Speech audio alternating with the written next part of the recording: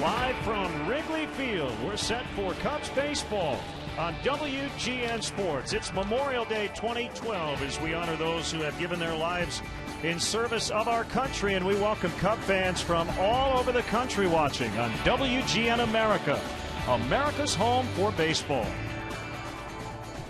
And hi again, everyone. Along with Bob Brenly, I'm Len Casper. It's hot today. The wind is blowing straight out. The Cubs have dropped 12 in a row. And Bob, let's talk about the Cubs offense. They've scored runs late. They need to score more early. Absolutely, Len. Unfortunately, a lot of the runs they've scored late have been too late after giving up huge leads in the ballgame. You see the comparative numbers through the first 6 innings of ball games this year, and then 7th inning on. Like to see more production in the early part of the ballgame. Makes things a lot easier for the pitching staff. Veteran right-hander Jeff Suppan, he's 37. He will go for the Padres today, and left-hander Travis Wood will make his third start for the Cubs. And let's send it down to the field for the presentation of the colors, and we get set for God Bless America and our national anthem.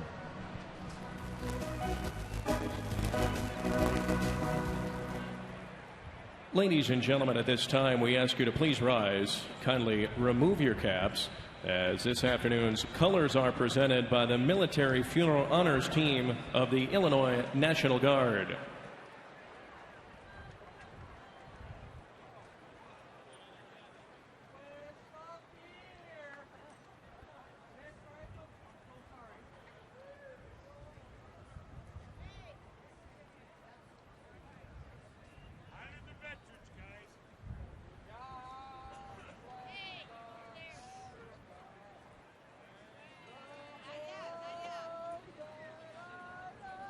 Ladies and gentlemen, please remain standing as the Chicago Cubs welcome a very special guest to Wrigley Field. Specialist Michael Thompson is an infantry soldier with the 1st Battalion, 178th Infantry Regiment, Illinois Army National Guard. Specialist Thompson has completed a combat tour in Afghanistan, has trained Polish troops in Poland, and has gone on a NATO mission to Moldova to train 30 other countries' troops. The Chicago Cubs would like to take this moment to thank Specialist Thompson, along with all of our servicemen and women, both in this country and around the world, for their selfless dedication, courage, and sacrifice in protecting our freedom and defending this great country.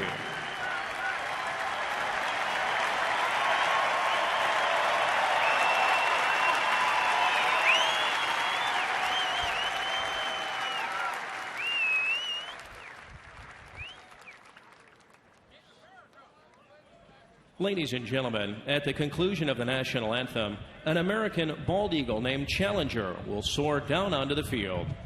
Challenger is a non-releasable bald eagle cared for by the nonprofit American Eagle Foundation, headquartered at Dollywood in Pigeon Forge, Tennessee. He is named in honor of the space shuttle crew. Challenger was blown from a wild nest as a baby during a storm and was hand-raised by the people who rescued him. He is cared for by the American Eagle Foundation under federal and state permits for educational purposes. Acting as an ambassador for his species, Challenger has raised a great level of national public awareness about the need to restore and protect America's eagles, natural resources, and environment. The bald eagle is still a protected species throughout the lower 48 states, and much of its nesting and feeding habitat is being encroached upon by humans. Let's keep America's eagles flying strong and free.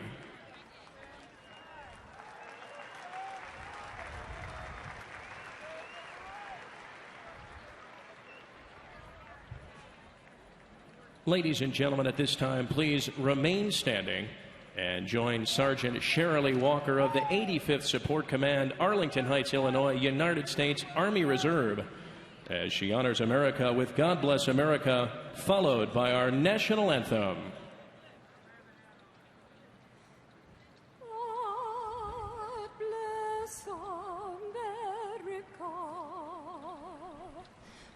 land that I love. Stand beside her and guide her through the night with a light from above.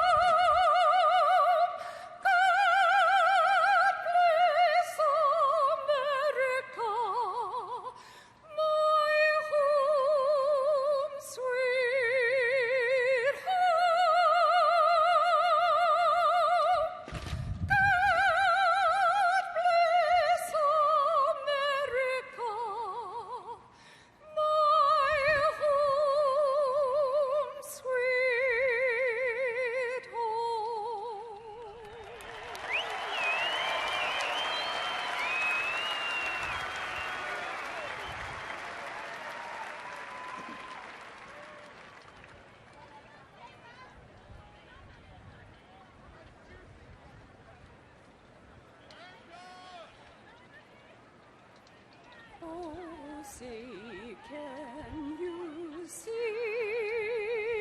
by the dawn's early light what so proudly we hailed at the twilight's last gleaming, whose broad stripes and bright stars through the perilous fight o'er the ramparts we watched were so gallantly streaming, and the rockets' red glare, the bombs bursting in air, gave proof through the night that our flag was still there. Oh, see, does that star-spangled banner yet wave o'er the land of the free and the home of the free.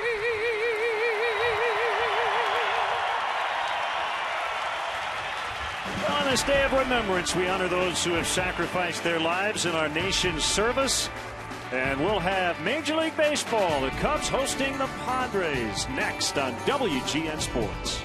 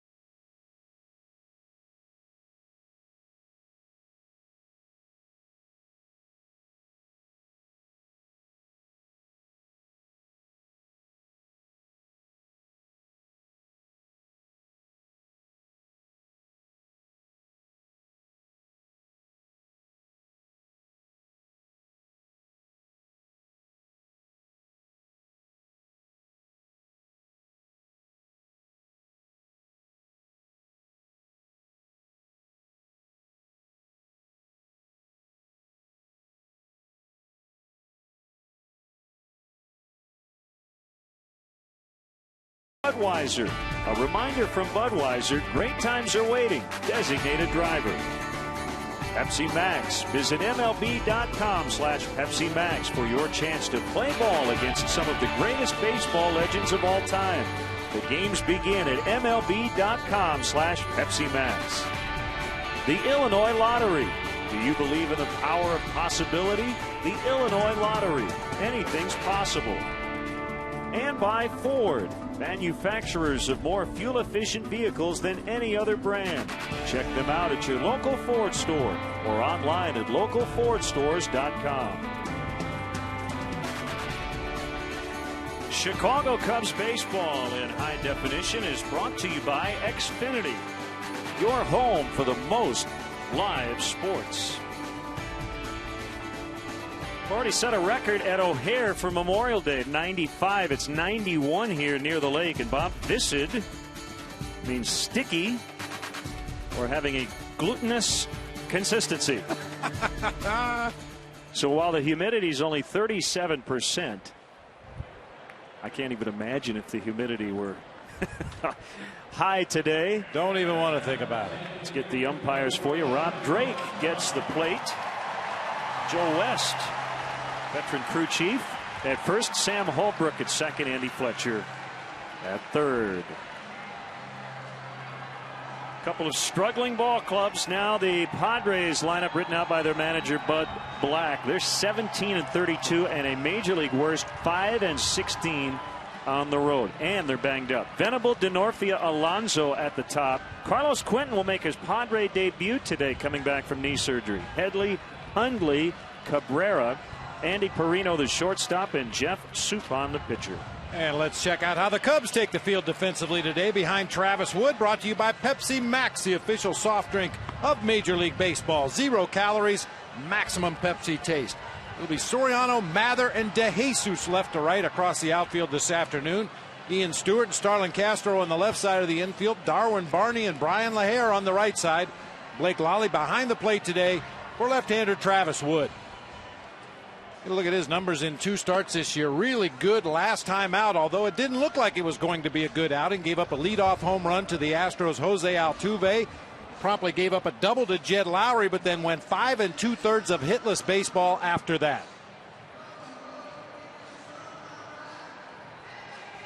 The Cubs' last win was exactly 2 weeks ago today. At St. Louis, they have had 4 series sweeps in the interim, and you heard from Dale Swaim on the leadoff man. It hasn't been fun for anybody, but he said you come to the park and you work just as hard every single day and hope this thing ends today. The 2 starts that Travis Wood has had this season since his recall from AAA Iowa. The good news is he's hitting .750. Offense starved Cubs. Glad to have his bat in that 9 spot today. Well, he'll face Will Venable to start it. Cameron Maben day to day with a sprained right wrist. Venable's in center, and here we go. Knee high fastball. Strike 1.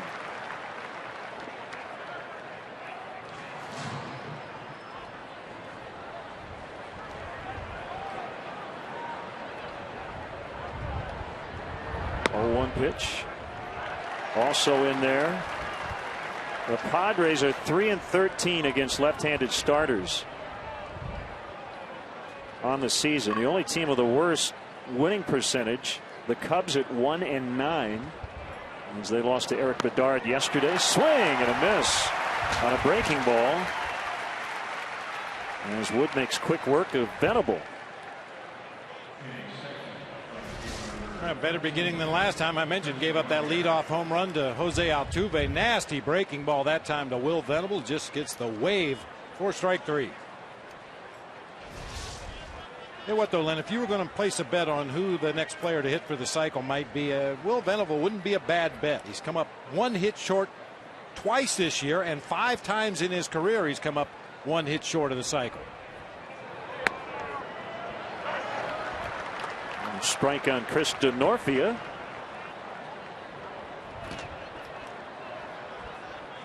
Getting his 18th start in right.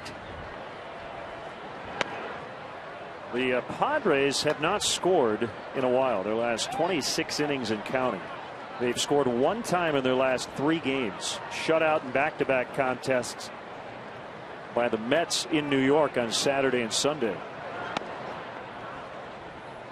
And the Sunday shutout at the hands of knuckleballer R.A. Dickey. That's always a dicey proposition, facing a knuckleball pitcher who's on top of his game and then trying to come back the next day and face a more traditional throwing pitcher.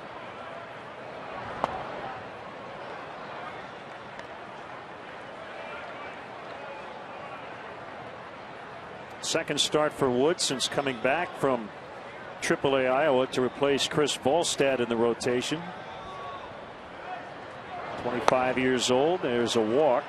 So a strikeout and a walk.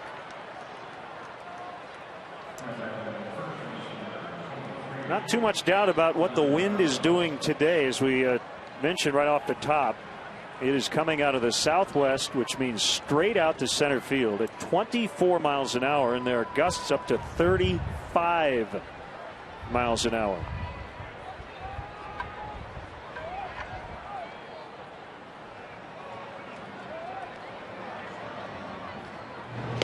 Snap throw to first and close as DeNorfia just made it.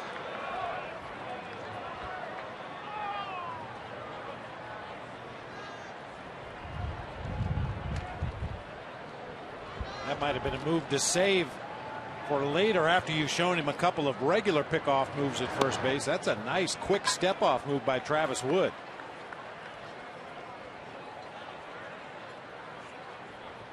Padres' hottest hitter at the moment, Yonder Alonso, with a 10-game hitting streak and facing a former Reds teammate in Travis Wood. Alonso came over in the Edinson Volquez, Matt Latos deal in December.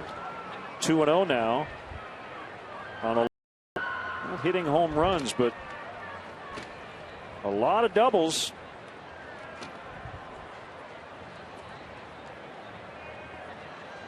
$16, in fact. Only Joey Votto has more.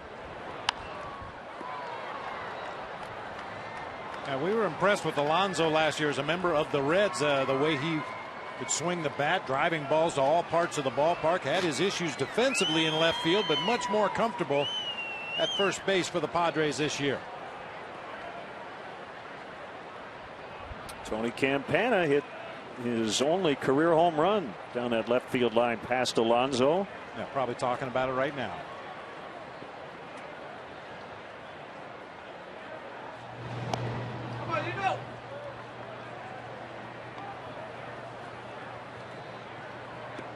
As you can imagine, the Padres do like to run because they don't hit the ball out of the ballpark. They have the fourth most steals in the majors with 39.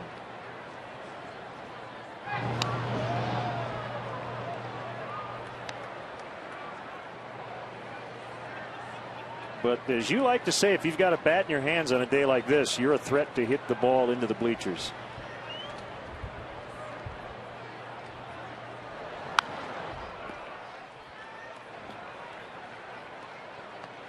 You mentioned the stolen bases for the Padres, 39 on the season, 14 of those by Cameron Maybin. So in that respect, a little bit like the Cubs. Cubs have stolen 33, but 13 by Campana, 13 by Castro, not much by anybody else.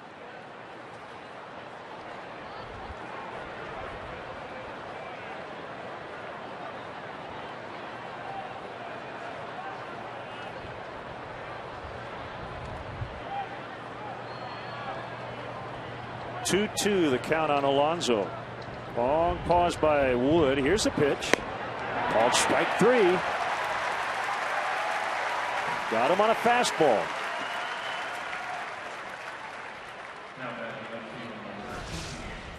Travis Wood caught Yonder Alonso guessing in a 2-strike count. Just paints that fastball over the outside part of the plate down near the knees. This will be the first plate appearance for Carlos Quentin this season. Just activated off the disabled list. He had right knee surgery on March 19th. Came over from the White Sox on New Year's Eve. A couple of minor leaguers. You'd have to think he will instantly help this offense. It has struggled mightily. This is the first 49 games.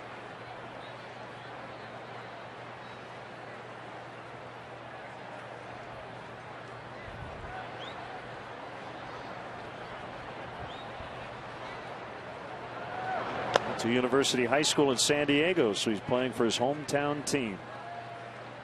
We'd love to hear from you. You can email us, LenonBob@Tribune.com, or follow us on Facebook and Twitter. How about all three? Go for the trifecta of technology.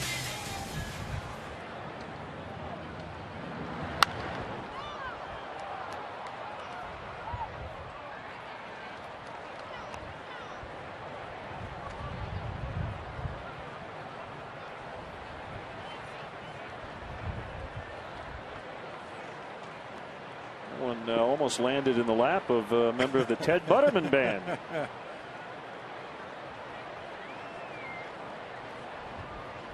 You ever caught a baseball with a tuba? Oh, Bob Uecker did. That's trouble into the left field corner. We'll see if Denorfi can score as Glenn Hoffman's going to send him. Relay throw by Castro. Gets past Lally, and the Padres lead 1-0. And on that overthrow, Quentin will move up to third. He'll get a double. And Castro will be charged with a throwing error as well. Quentin with a ringing double to left field, his first at bat of this season. This is a tough error for Starlin Castro. The ball unfortunately hits the runner. Looks like they may have had a play on Denorfi at home plate. It's going to be very close. That throw tailed just enough to catch Denorfi on the left leg, ricochet away from Blake Lally, and the Padres are on the board. This is a key guy for Wood to get. Switch hitting Chase Headley. Bob, just talking to some players today. While they have remained positive, the one thing that has happened is when they've gotten down on occasion 3 or 4-0, it has been really deflating, considering the offense's lack of punch. That's why that 3-run homer in the first inning yesterday was really tough to swallow. When you're not scoring runs and you find yourself down multiple runs early during a streak like this, it's very difficult to come back.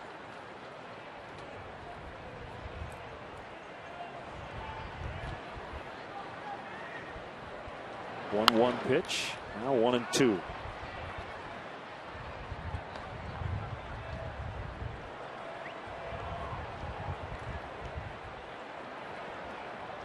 Huge crowd here on Memorial Day.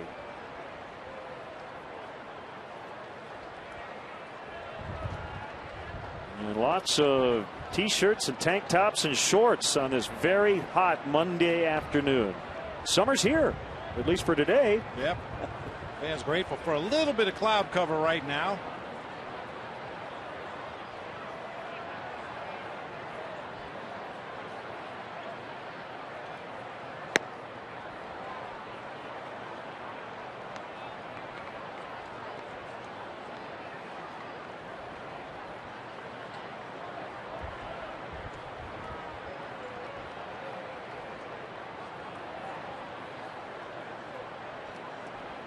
Headley has already walked 30 times this year, in the top 3 in the National League. But he's called out on strikes. All 3 outs were strikeouts here in the first. The Padres get 1. The Cubs are coming up.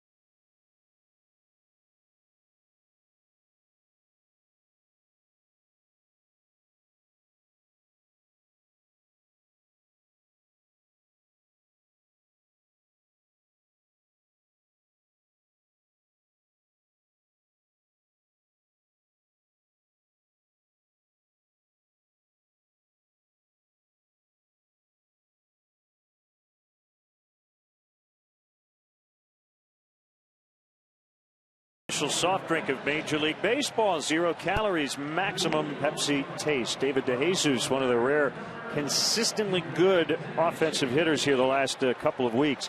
Castro with a homer yesterday. Mather's been in that 3 spot for a bit. LaHare back in the lineup. Soriano, Stewart, Darwin Barney. The rookie Blake Lally behind the plate. And Travis Wood already 3 for 4. Take a look at the Padres defensively. Carlos Quentin in left, Will Venable in center, Chris DeNorfie over in right field. It'll be Headley and Perino on the left side of the infield, Cabrera and Alonso on the right side. Nick Hundley, throwing out nearly 30% of the attempted base stealers this year, will be behind the plate for veteran, and when I say veteran, I mean veteran, Jeff Suppan.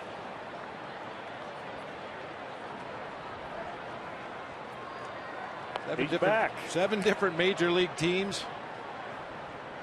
Nothing tricky about Jeff Suppan. He's going to throw the ball in or around the strike zone. He's only struck out 5 batters in 25 2/3. Walked 13. Gives up a lot of contact.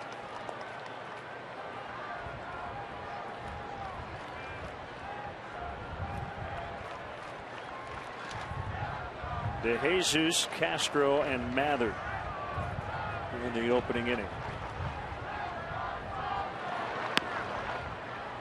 Curveball at 70 miles an hour. Jeff Suppan, now with his 7th team. He didn't even pitch in the big leagues last year. It was his first season since 1994 in which he did not make a big league appearance. Came to spring training on a minor league deal, and the Padres, to say they've been banged up would be a huge understatement. Now their list of players on the disabled list takes up nearly an entire column of their media notes. Guys who would be pitchers, and certainly guys who would have been a big part of the rotation. Tim Stauffer, elbow. Corey Lupke, done. Tommy John surgery. Dustin Mosley, done. Right shoulder surgery.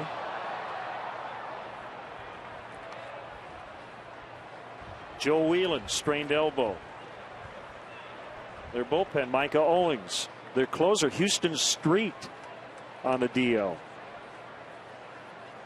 Jason Bartlett, Kyle Blanks, Mark Kotze, just to name a few position players. We mentioned Quentin just came back. 1-2 to DeJesus, and a fly ball to deep right, and it will be off the wall. DeNorfie with a good effort. DeJesus is going to end up at third. Chris DeNorfie almost caught it, but it banged off the door out there, and DeJesus is at third with nobody out. And you said it, Len. DeJesus has put together the most consistently good at bats for the Cubs all season long. It's a breaking ball in a 2-strike count just over the outstretched glove of DeNorfie, and DeJesus running the whole way ends up with a leadoff triple.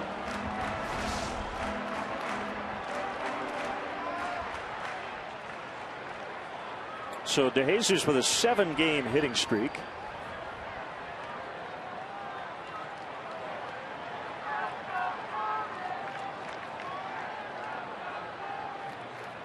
And the pitch to Castro, ground ball, and DeJesus will score on a base hit. 29th RBI for Castro, and just like that, we are back to even, 1-1.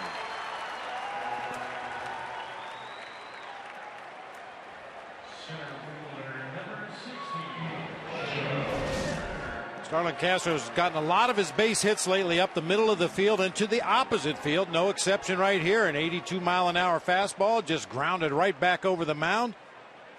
Shortstop Andy Perino was shading toward the hole a little bit, leaving a huge gap up the middle of the field, and Castro took advantage.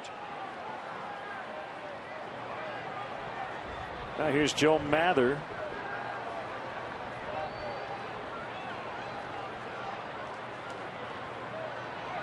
Castro takes off. The pitch is a strike. The throw just down to the shortstop side of the bag. And Castro with a successful steal.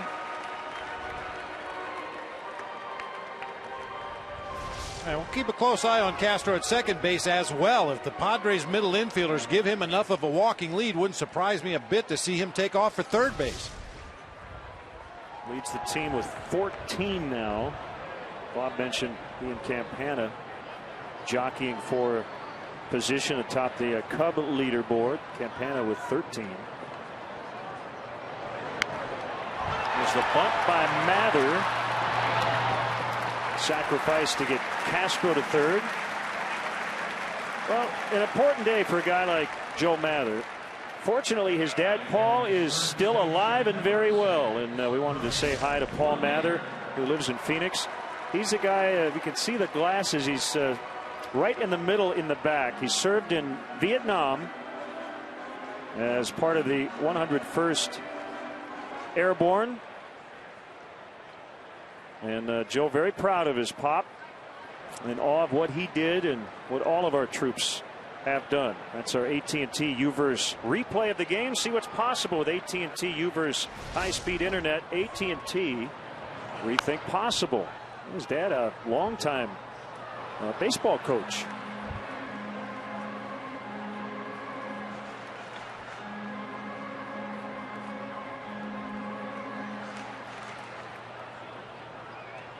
I showed that picture to Joe. He said, "Where did you get this?"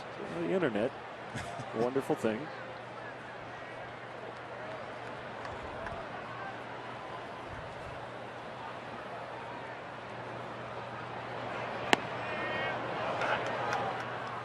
Strike on Brian LaHare. Saw the big slow curve that time from Jeff Suppan. Sink a fastball, cut it, throws the sliders to right-handed hitters. Will mix in a curve and a change up to the left-handed hitters. But as I mentioned a moment ago, a lot of contact against Jeff Suppan. Curveball way outside.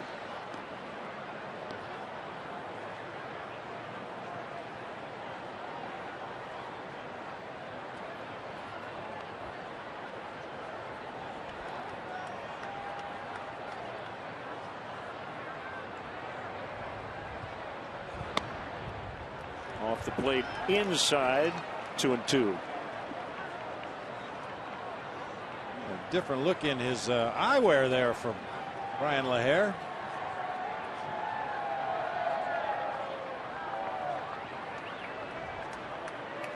Just 2 hits his last 29 ABs, but can knock in a run, and he will right here. Backhanded play by Cabrera, nicely done to get LaHare, but he gets his 22nd RBI, and it's now 2-1.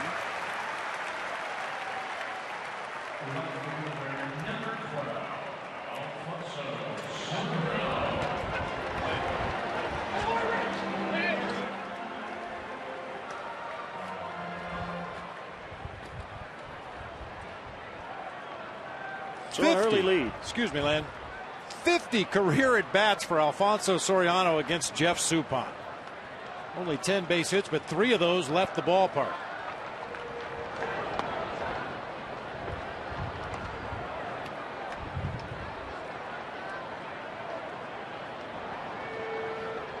I don't think Alfonso really needed to look at much video. He's really familiar with Suppan. Oh, we talk about days like this whenever they happen. Sometimes the flags will scare a pitcher right out of the strike zone, but really it's almost the opposite. You cannot walk people on days like this because you're probably going to give up a long ball or 2. It's just the way it is with the wind doing that. Well, not only the pitchers shouldn't change, but the batters shouldn't change. We've joked about it in the past. When you see the flags blowing out, hitters have a tendency to swing straight up, just trying to get the ball in the air. So really just stick with the same program. Maybe your approach would be a little different in that you look for more pitches up in the zone, balls that you're more likely to hit in the air, but you really shouldn't change your swing.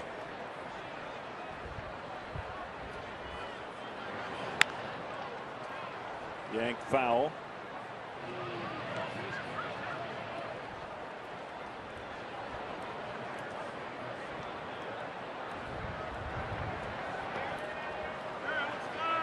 See some thunderstorms later, hopefully well after we're done.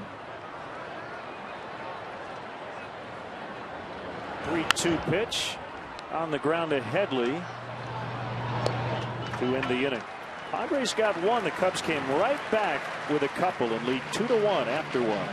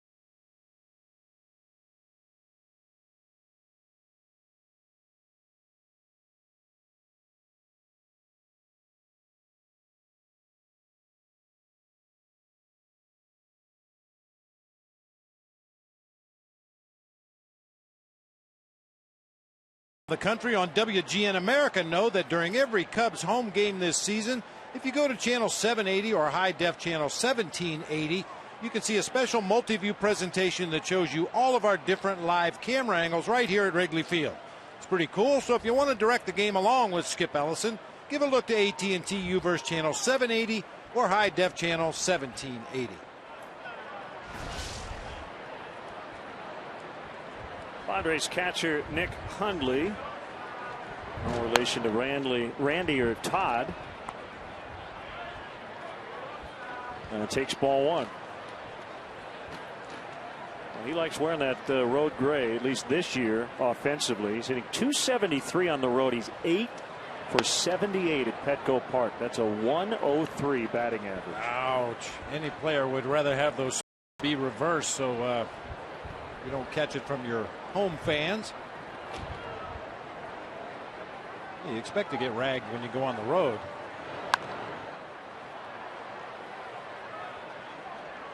So the Padres snapping their 26-inning scoreless streak in the first, but find themselves trailing again.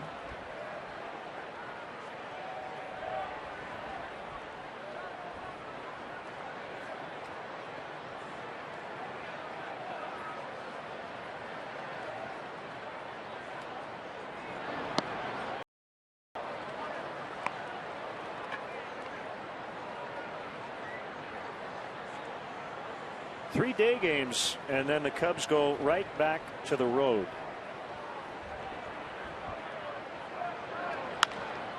Lined to deep left, pretty much right at Soriano.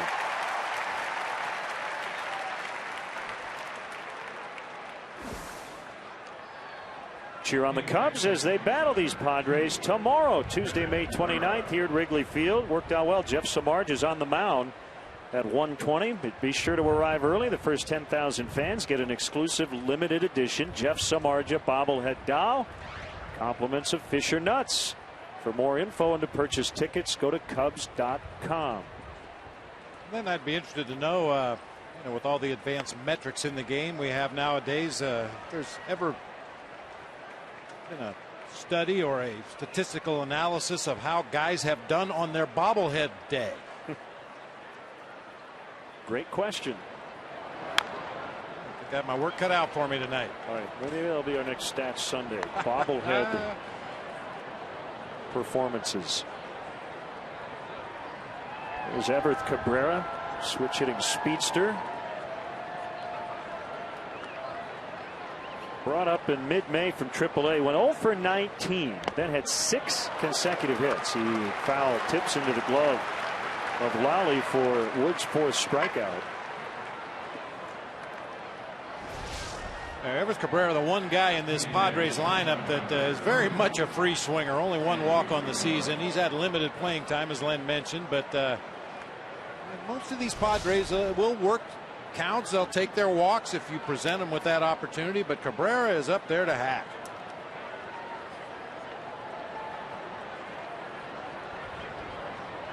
Another switch hitter, Andy Perino, the shortstop. Mentioned Jason Bartlett on the DL with a sprained knee. Normal shortstop Orlando Hudson over at second. He was released in mid-May, now with the White Sox. And that will end the inning. A quick 1-2-3 for Travis Wood. Cubs 2, Padres 1.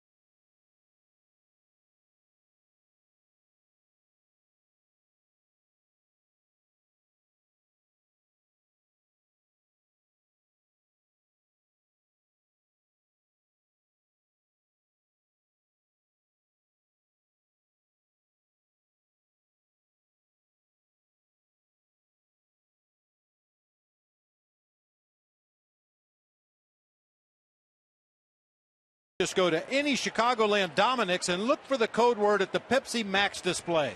Then send WGN TV a postcard and you could be throwing out a first pitch at Wrigley. Pick your pitch from Pepsi Max, Dominick's, and WGN. Got about the whole league there covered. I like the 2 Cub hats. Yeah. Lots of Pepsi. Ian Stewart takes a strike. Cubs facing some left-handed starters recently, and also the sore left wrist, so he hasn't played a whole lot here lately, and he hits a bouncer to Cabrera. 1 away.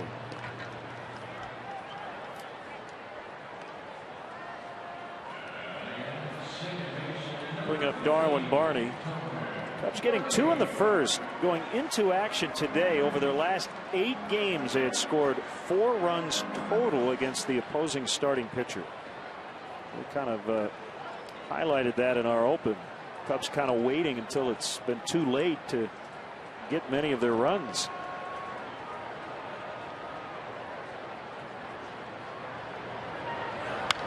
Darwin Barney out into deep left center. And it will get out into the second row of the bleachers for a home run. It's 3-1.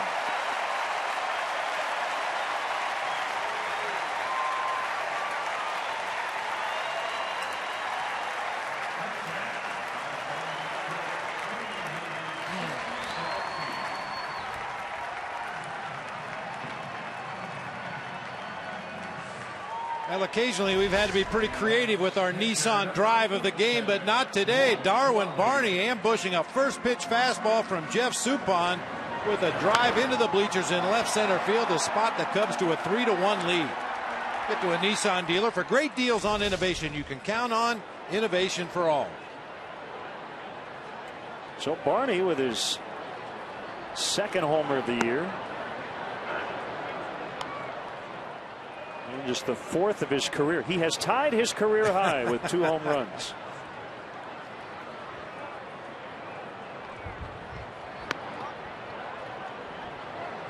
Blake Lally getting his 3rd career start.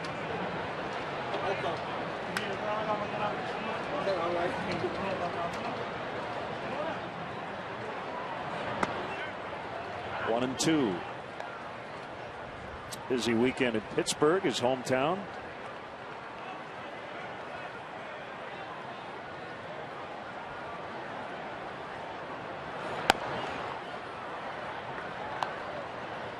Sure you check out our WGN baseball blog at WGNTV.com. It's brought to you by Jeff Vukovich, nationwide agent serving the area for 33 years. Contact Jeff at jeffvuk.com. Nationwide is on your side. Like you got him on a changeup. I have a post on this losing streak on our blog. Again, WGNTV.com. First strikeout for Suppan, 2 outs.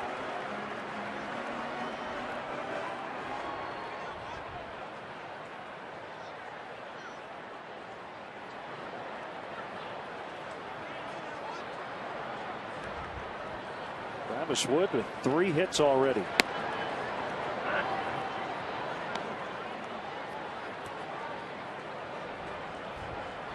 Well, he has homered in each of his first 2 seasons. 1 in 2010. He had 1 last year.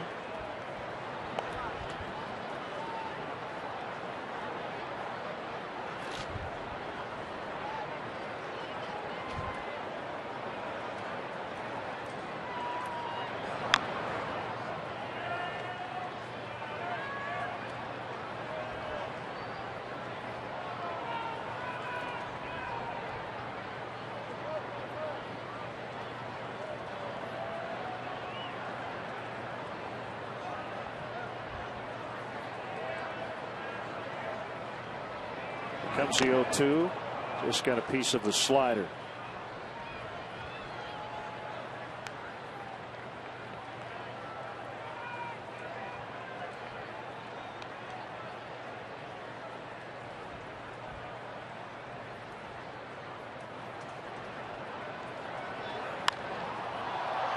Popped into center. Venable will make the catch. Darwin Barney with a home run, and the Cubs lead 3-1.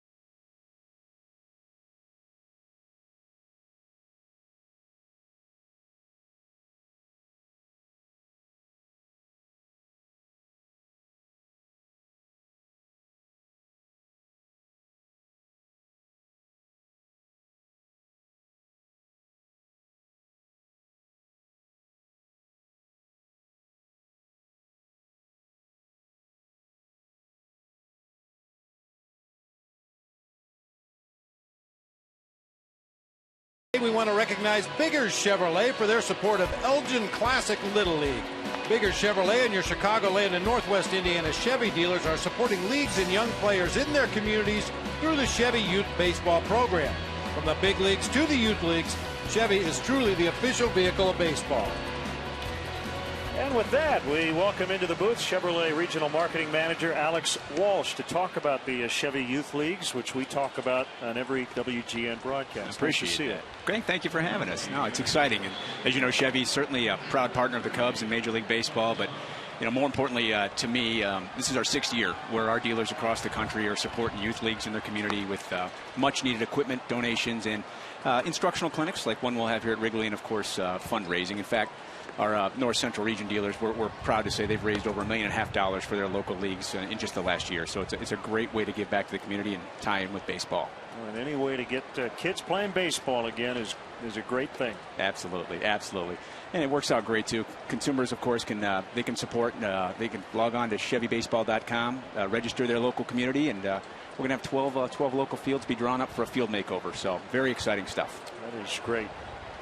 Darwin Barney with a home run. The Cubs now lead 3-1 behind Travis Wood, who already has 4 strikeouts and faces a pitcher, Jeff Suppan. Well, Alex, you've got the baseball, you've got the Chevrolet. When you have these youth clinics, do you serve hot dogs and apple pie? Well, you know, hot dogs are a given, and we encourage everyone to go on home and grab a piece of apple pie. Hopefully they're driving a Chevy on the way. There you go. Seems an Americana thing to do on Memorial Day, that's for sure. Well, I love the new spots with the major league players humming that and starting to sing it. Prince Fielder as he gets ready to bat. Absolutely, we got Verlander too. Needless to say, our Detroit market's pretty happy with this stuff.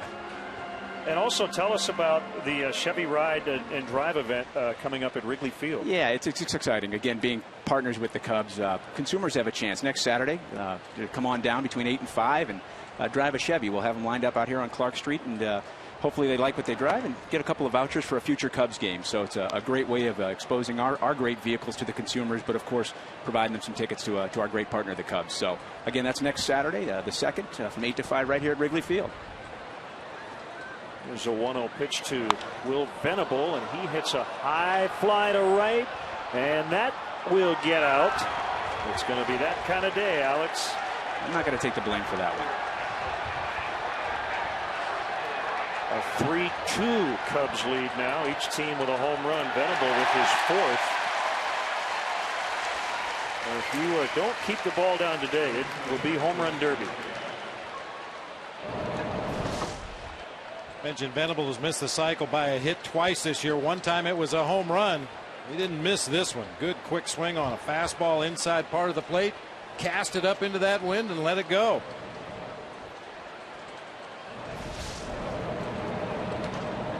Denorfia, who walked and scored the Padres' first run. And he takes a pitch high. Packed house here at Wrigley, Memorial Day. Wind blowing out. This is the place to be.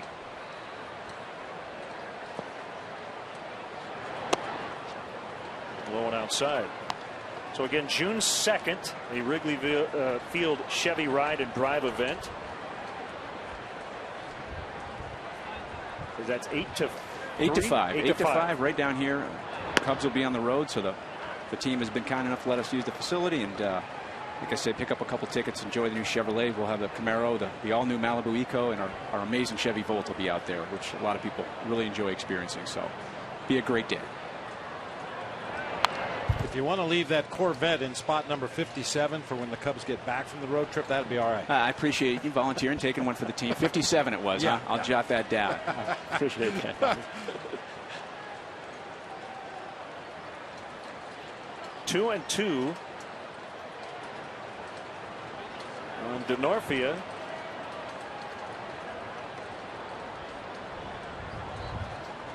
Alex, one last time for consumers who want to get involved in terms of the youth baseball program. Absolutely. Appreciate you one more time. ChevyBaseball.com. Not only can they learn about the youth baseball program, but enter to win. They actually have a chance of winning a 2013 Malibu, but more importantly, they can enter their community for a field makeover, and they're going to have fields drawn every week to be receiving a field makeover right in their community. So great promotion, great way for folks to tie into our youth baseball initiative. So thanks again for your support and for allowing us to do that. ChevyBaseball.com. That's simple. Alex, thanks for stopping by, and have a great event coming up at Wrigley on Saturday. Thanks so much. Happy Memorial Day to you and all the men and women of the armed services. So thanks so much. That's Alex Walsh, Chevrolet Regional Marketing Manager. Well, come on out this Saturday.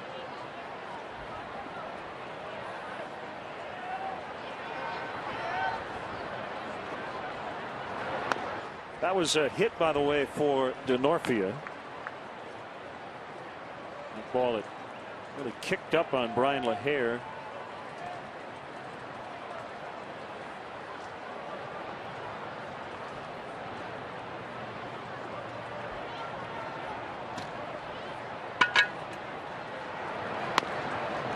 Just outside, and 2-0.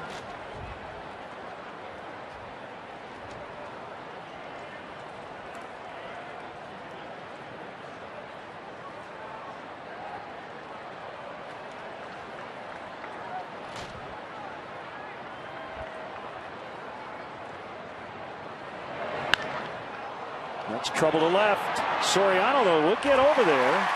The ball was slicing. I tell you, Soriano, and we've said it all season long here, the first 2 months.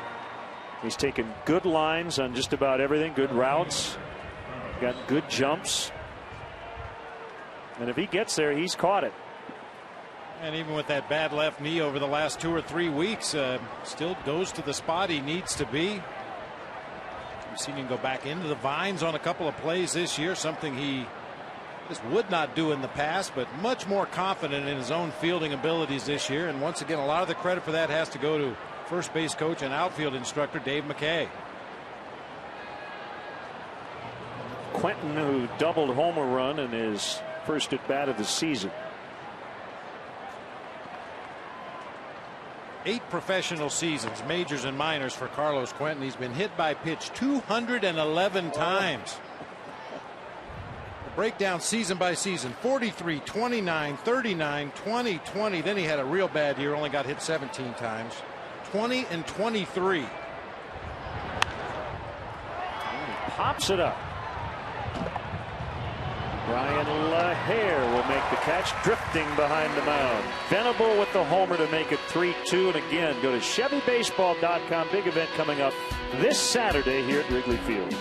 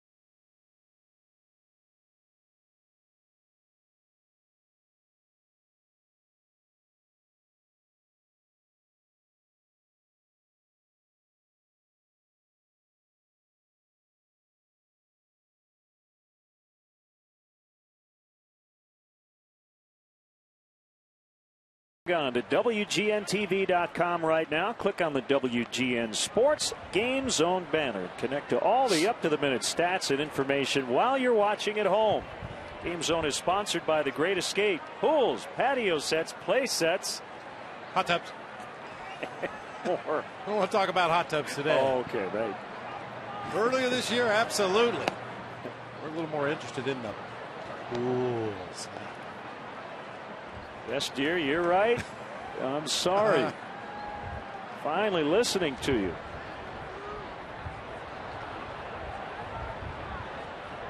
Practice and use as necessary. Jesus with a leadoff triple and a run in the bottom of the first. He certainly has done his job in that spot in the lineup. Only Rafael Furcal, among all NL leadoff hitters, has a higher on-base percentage.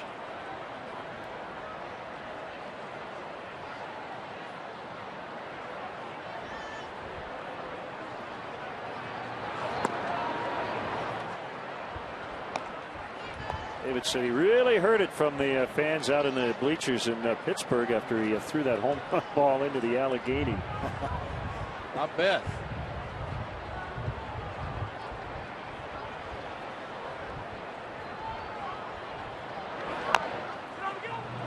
Suppan off the mound, and he will apply the tag. Or not. The Jesus is out.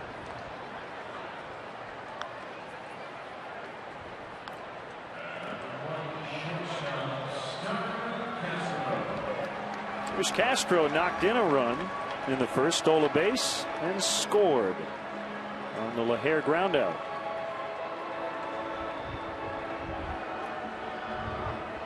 Pretty busy day, as is almost always the case on Memorial Day. Cardinals with a big 8-2 lead in Atlanta. Braves played the Sunday night game last night, and they are scuffling. This will be Cabrera. They get Castro. Atlanta has lost 7 in a row.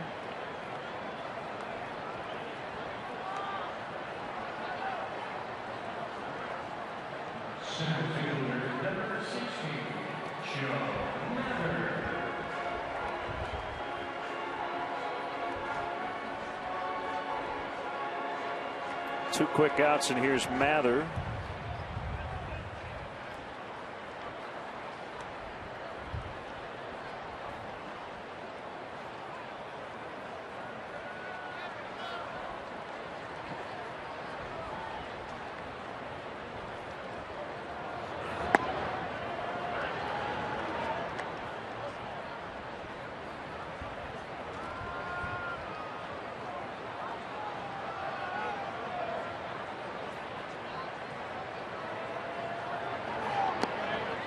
It's in the dirt, 1-1.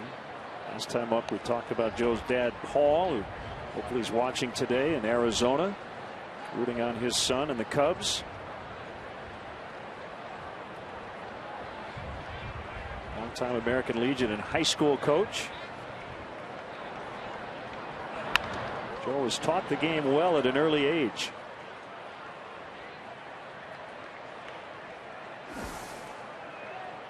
And while we honor all the men and women who have served our country here and abroad,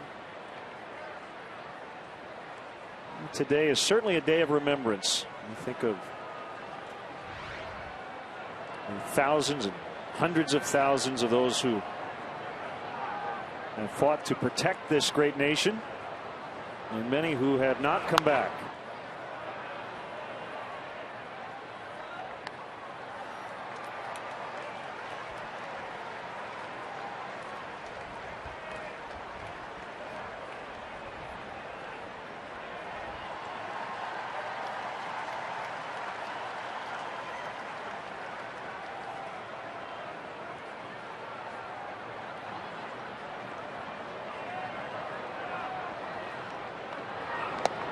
That's high, 2-2.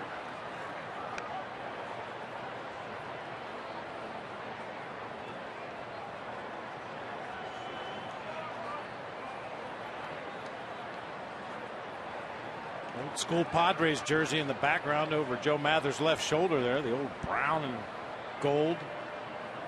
Yee. Certainly was unique. Looks good on you. It's 5 in a row retired by Suppan since the Barney homer. 3-2 Cubs.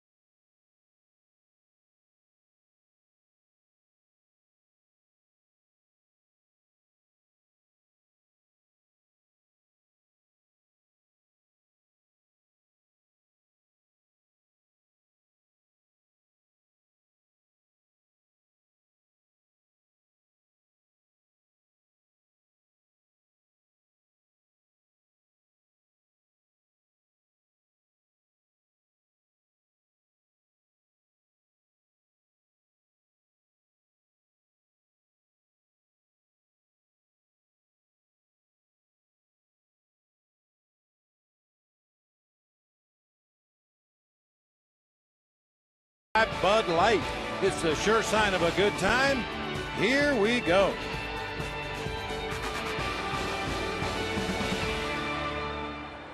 There you go. The old Dave Winfield model. Gene Richards. Yeah, San Diego Padre uniform. I am apparently in the minority here in this booth, but I kind of feel like if you have a color scheme or a jersey combination that nobody else has, as Chase Headley goes to deep center, gone to tie it. His 6th homer. The Padres by far have hit the fewest homers in the majors. 18 coming in. Well, now they have 20.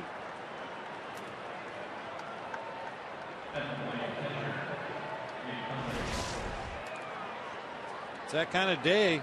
Pitches up in the zone. Very, very dangerous. That time a fastball belt high over the middle of the plate. To Headley's credit, he doesn't try to pull it. Just hits it hard to straightaway center and just enough to get it over the basket in straightaway center.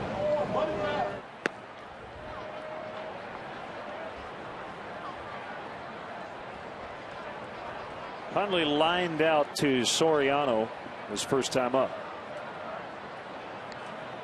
Well, it's kind of like the Astros with the orange, the Padres with the brown, the A's with the green. Kind of feel like you cornered the market on that color. Why not keep that as your team color? I don't dislike their current uniforms. They just don't really stand out.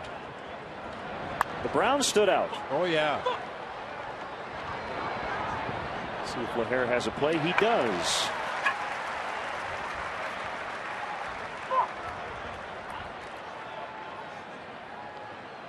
Stay tuned for the 7th inning stretch coming up later. Brought to you by Captain Morgan.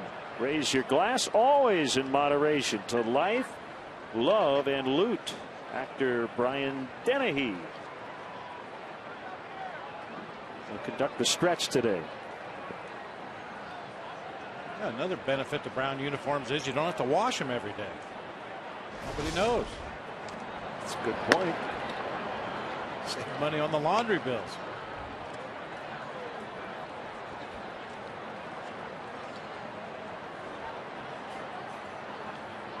Everett Cabrera, 2-0.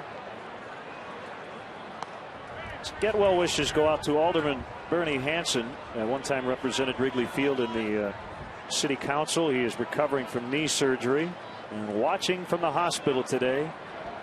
And we hope you're feeling better.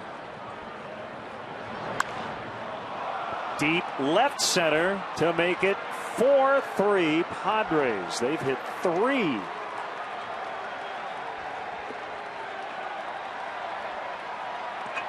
Well, when Everett Cabrera and Darwin Barney are launching him, you know it's a hitter's day.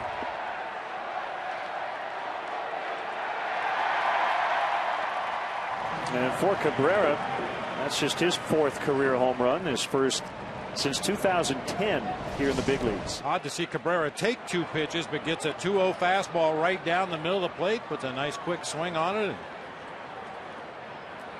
That probably goes anyway, but with the wind helping, no doubt about that one.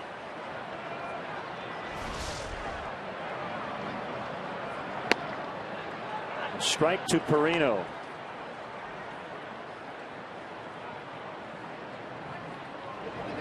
How about this note, Len? Andy Perino is tied for the major league lead in a category with Josh Hamilton, Joey Votto, and David Wright. He's received 6 intentional walks. Well, somebody doesn't respect the Pirates pitchers at the plate, or the Padres rather. Yeah. Well, that's something to brag about, though. I'll tell you, buddies. Yeah, me and Josh and Joey and David were tied for the lead in the bigs.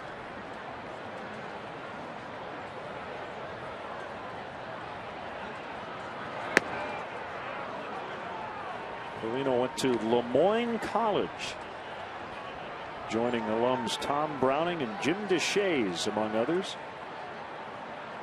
I say among others because they weren't the only 2 alums of Lemoyne, but in terms of baseball players.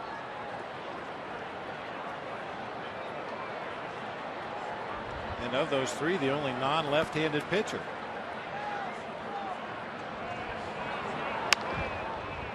Lined and caught by Ian Stewart.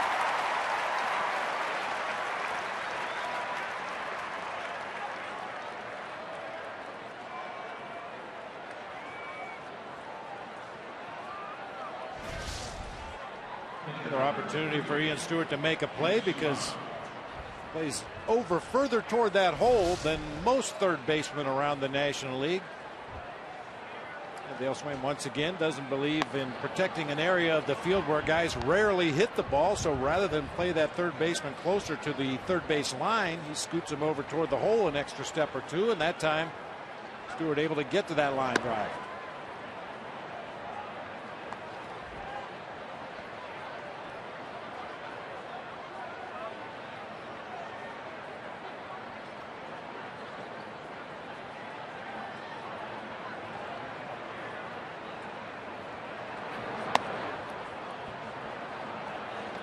With that home run by Everett Cabrera, the Padres just passed Josh Hamilton with their 21st home run. So that note on Twitter, Josh Hamilton with 20. Kevin Goldstein tweeting that.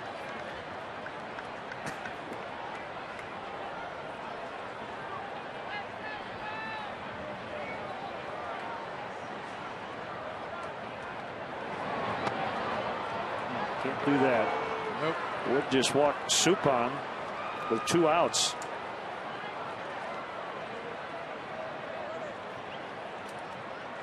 Suppan does have 2 home runs in his career, 1 during the regular season and 1 during the postseason, both against Steve Traxel when he was pitching for the Mets. 1 in 05, 1 in 06. What do you got against Trax?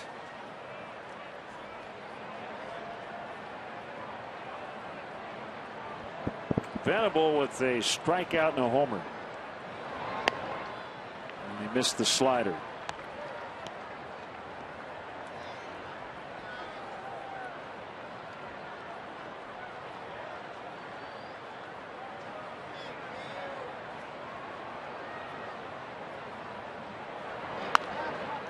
On the ground, it'll be picked up by Castro. He's going to have to throw the first, and he gets his man to end the inning. But they hit 2 more homers, Headley and Cabrera. Boy, look at that guy.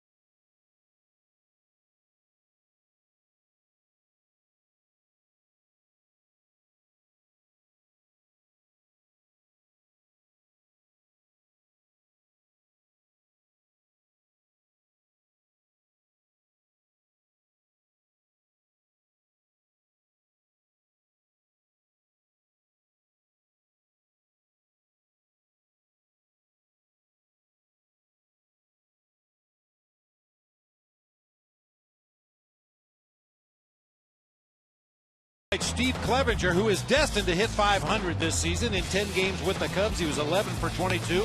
In 4 rehab games down at AAA Iowa, he's 5 for 10 with a couple of doubles, a homer. He scored 4 runs. Xfinity Home offers state-of-the-art features that help you stay connected to your home and family anytime, anywhere. Steve Clevenger not far away. Everett Cabrera with a go-ahead home run is first of the season.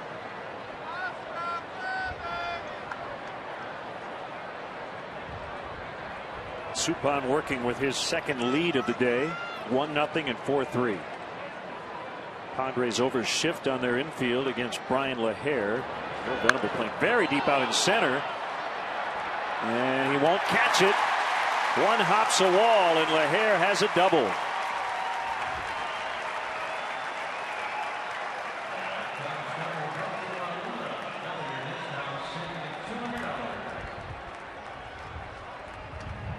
Well, that's good to see, Len. That was one of the things about Brian LaHare in the early part of this season that was so impressive, his power to the opposite field. First homer of the season came down in St. Louis to left center field into the visitors' bullpen. This double to the gap in left center right near the 368 mark.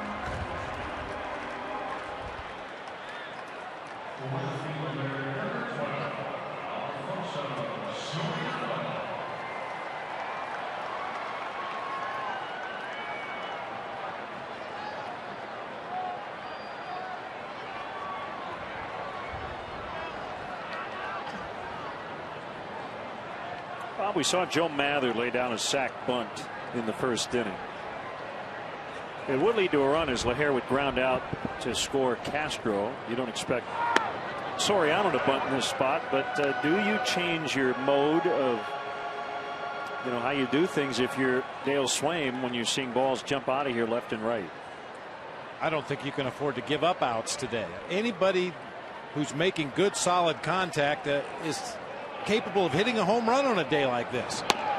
You get down into the 8th and 9th inning of a tie ball game, it might change your thinking a little bit, but I think through the early portion of this ball game, everybody's swinging away.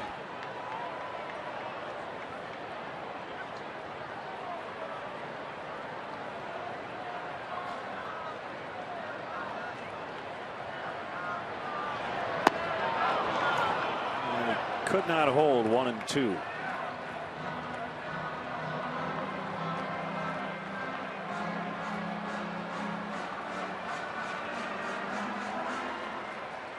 Suppan won his first 2 starts. He was brought up in early May, but has dropped his last 3.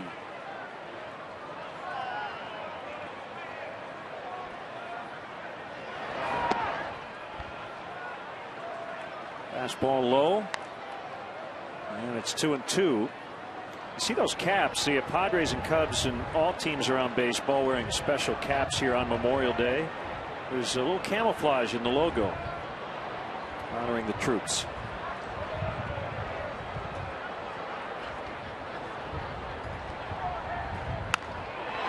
That will be fair. It'll tie the game. Leher will score easily. Soriano on his way to second. He has a standing double.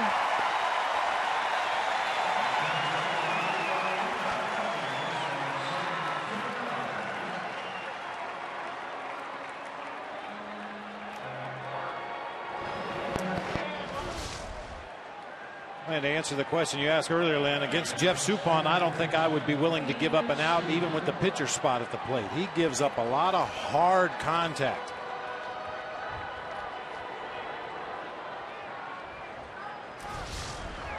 Just doesn't really have that put away pitch anymore. Relies on a sinking fastball or cut it occasionally. We've seen the big slow curveball that he'll change speeds on, but doesn't really have a swing and a miss pitch. Making his 417th career start today. 5th most among all active pitchers.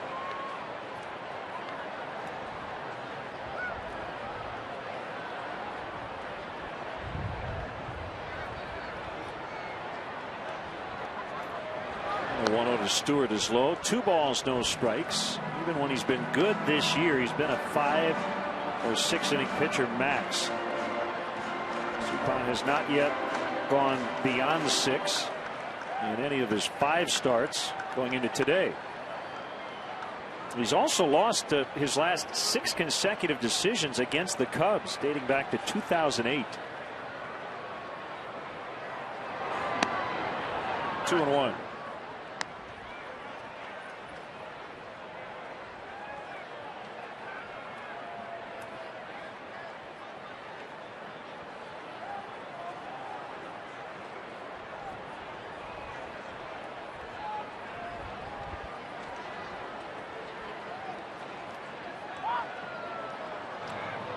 Threw it into center. The play by Perino, as he had to go over the top of a sliding Soriano to make that play.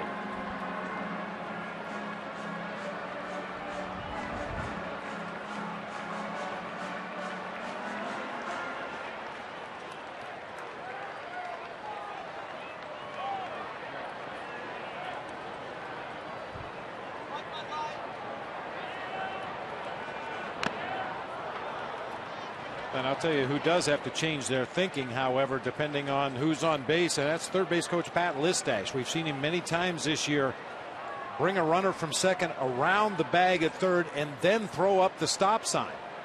Can't do that with Alfonso Soriano, as we've seen over the past 2 or 3 weeks with that gimpy left knee. He just cannot stop quickly. Pat's going to have to make up his mind rather quickly whether to send him or hold him and let him know quickly.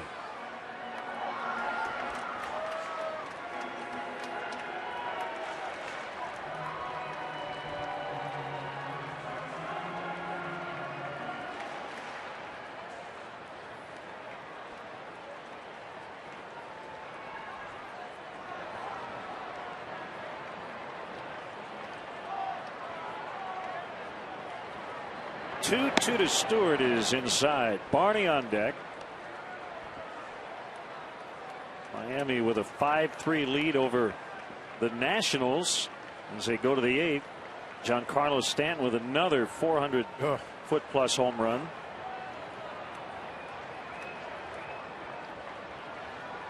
Ryan and Jordan Zimmerman with homers for the Nationals.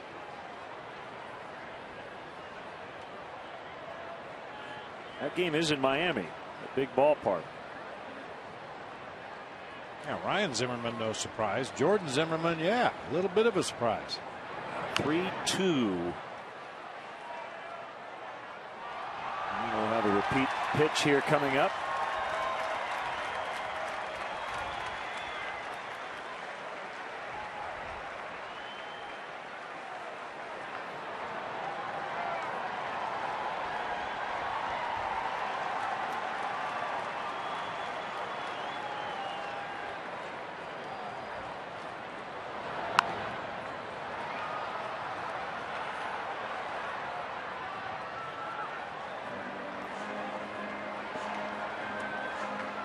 Play catch in the outfield, run the bases, or relax in the dugouts of Wrigley Field during Catch in the Confines, presented by Advocate Healthcare on Saturday, June 23rd. Limited tickets are available for $150 each and include a t-shirt, photograph, baseball, and lunch. Guest tickets are also available for $15 each. All proceeds benefit Chicago Cubs charities. To purchase tickets, visit Cubs.com. It'd be a great Father's Day gift.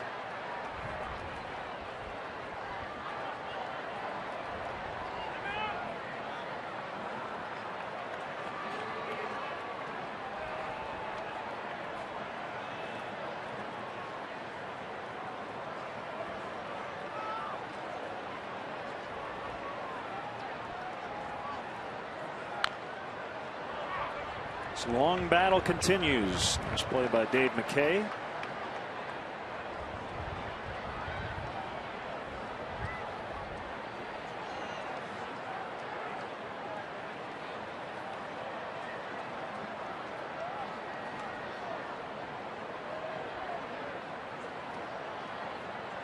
One thing right in the heart of the zone. The only one in the middle part was that 7th pitch, which was up at the top part of the zone. Stewart cranks this one deep to center.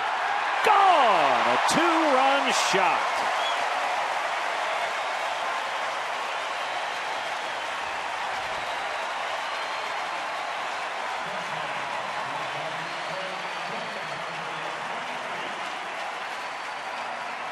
And the Cubs lead again, 6-4.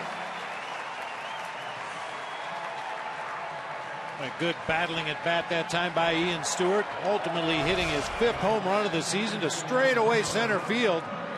Great low ball hitter, got the fastball he was looking for down there at the bottom of the knees and golfed it out of here. Lefty Alex Hinshaw is going to start throwing in the bullpen as Darwin Barney laces one foul. This is the kind of day when that bullpen phone rings. Please don't let it be me. Please don't let it be me. Ball is just jetting out of Wrigley Field today.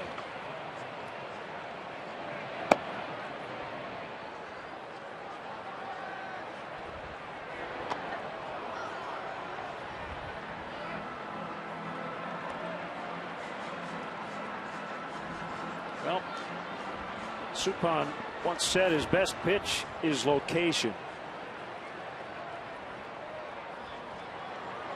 And with the stuff he has right now, he's got to be perfect. Cubs have jumped all over him. That's the first out of the inning.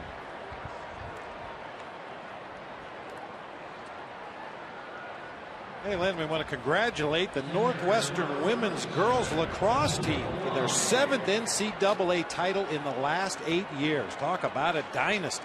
Wow. Coach Fitzgerald is jealous. 7 out of 8. That is really impressive.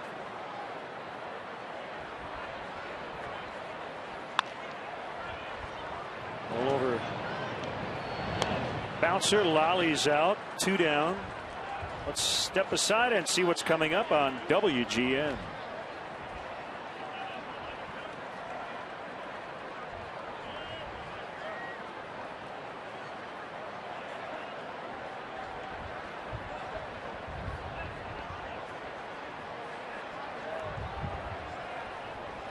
Travis Wood has allowed 3 home runs today, yet has a 6-4 lead. Was it Matt Latos gave up 5, I think, yesterday and 1 with the Reds? Some days you pitch to the conditions as best you can and hope for the best.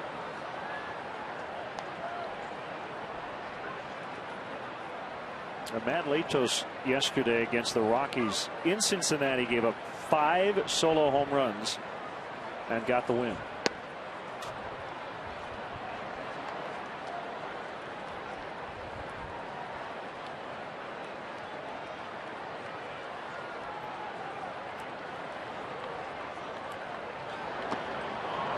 Good swings and misses, and Hundley throws to Alonso. Soriano with the double to tie it. Stewart with a homer to give the Cubs a 6-4 lead.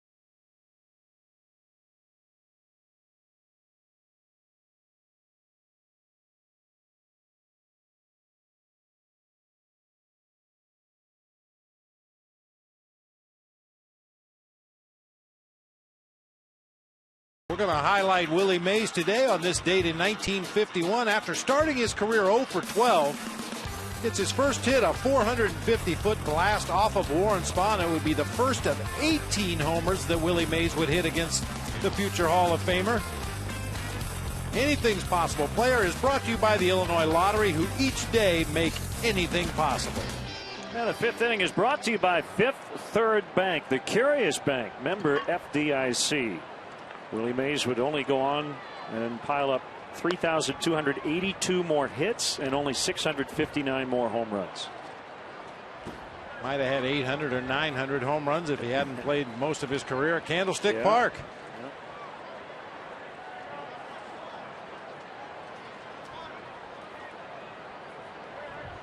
203 at the stick.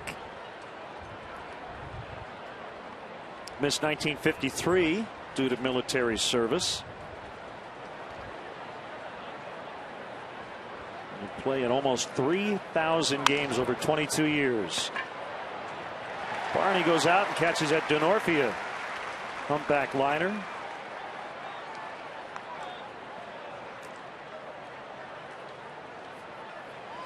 Well, when this game started, considering how much the offenses had struggled, the joke was whoever scores first wins. I think now it's whoever doesn't score loses. Padres scored in the first, third, and fourth.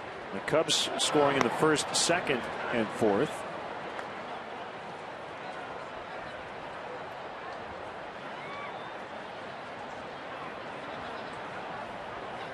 Alonso is 0 for 2. And he was trying to hit one on the rooftop on Sheffield with that swing.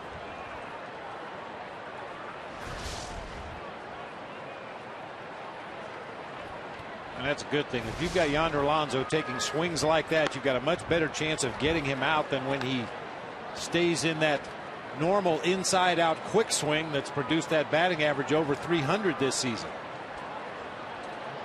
And for most players, when they try to hit home runs, that's when you become susceptible. That's when pitchers get you out.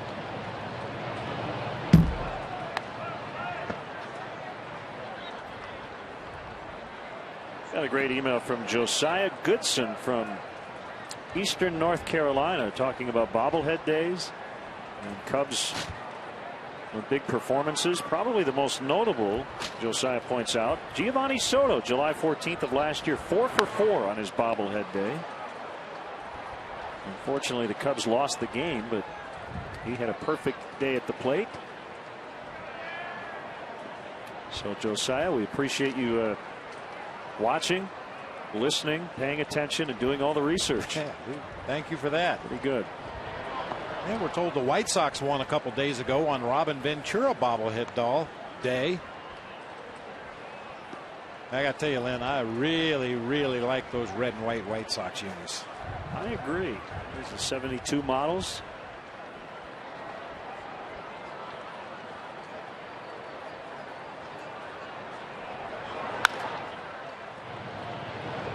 Picked up by Barney. Our fourth upcoming Cubs schedule. We mentioned day action to finish up this short 3-game homestand. Off day Thursday, and then from AT&T Park, Cubs and Giants on WGN late night. We tend to get a little loopy late night. Ford manufacturers of more fuel efficient vehicles than any other brand. Check them out at your local Ford store or online at your local Ford stores, or rather localfordstores.com.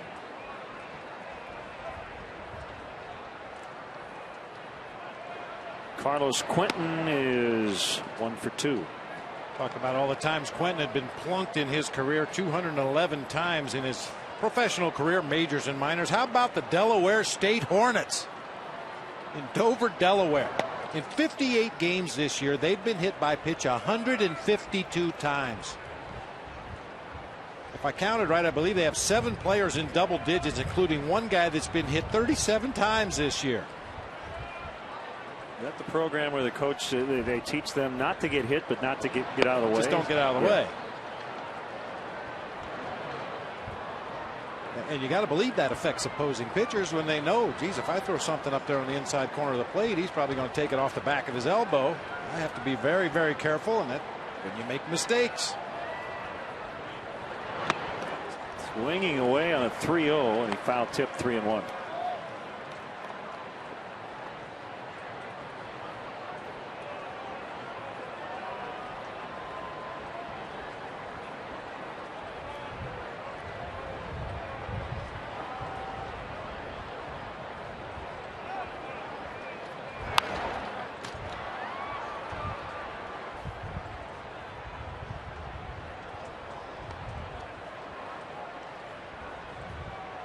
We have to kind of recalibrate our expectations on those foul pops.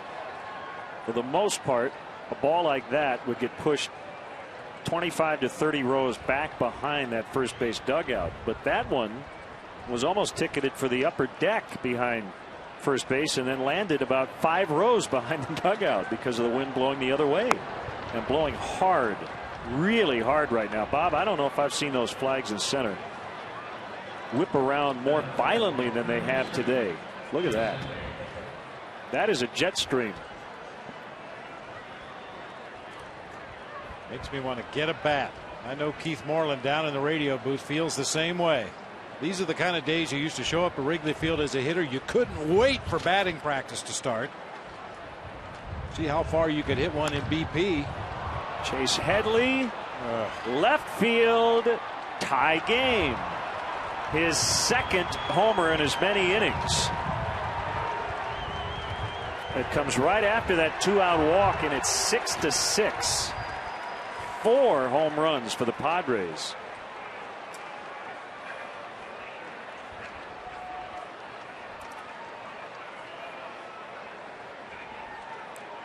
And most of the time you can tell by the noise of the bat striking the ball that it was well hit, but that one didn't sound like a home run, but easily got out of here right down the left field line.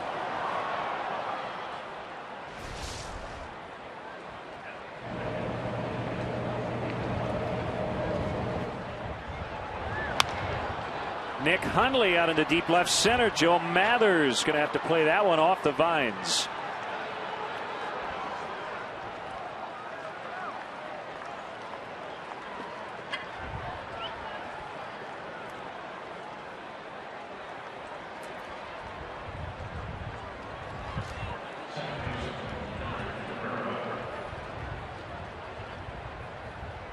The 4 homers allowed by Wood is a career high. He had not allowed more than 2 in his career, and 41 previous games and 37 starts.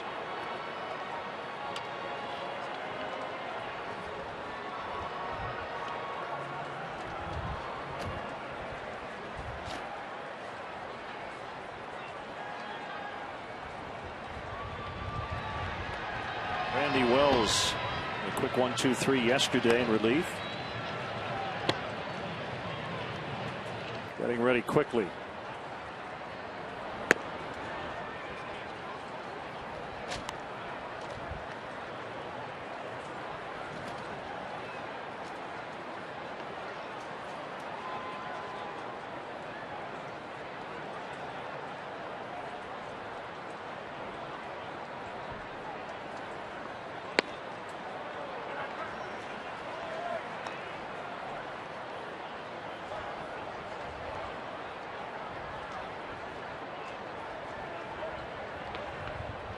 Venable, Headley, Cabrera, Headley for the Padres. Barney, Stewart for the Cubs. Oh, and we're not done. We're not even halfway done. I think we're going to add some names to that list before this day's over.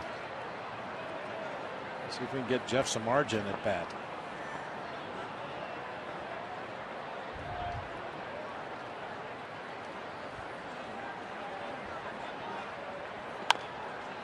Better hurry. This guy runs really fast, and they do get him. Castro with a nice throw. But Headley with a 2-run homer, is second of the day, and it's now 6-6.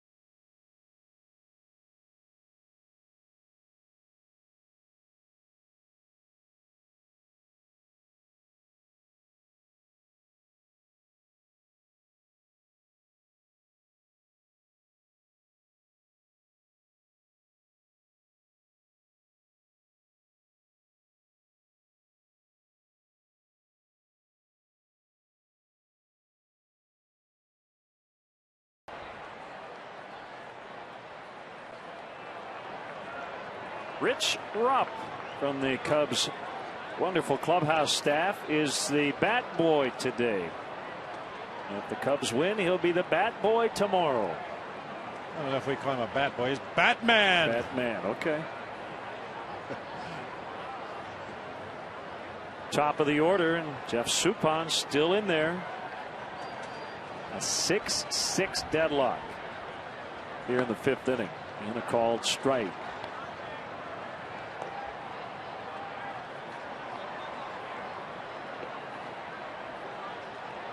Been a struggle for the Padres on the field this year. And headlines made in March. Jeff Morad dropped his application to purchase the team, and shortly after resigned as the CEO. Tom Garfinkel, the president and COO, has taken over the COO, or the CEO rather, duties on an interim basis. John Moore is looking for another buyer.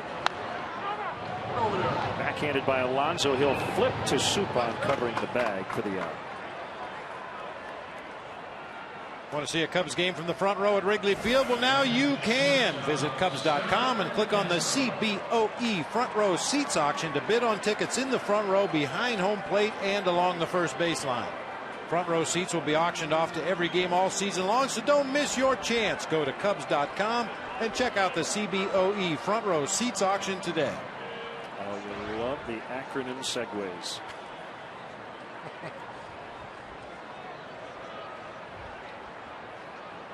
After the bottom of the 5th, there will be a moment of silence here at Wrigley Field on Memorial Day.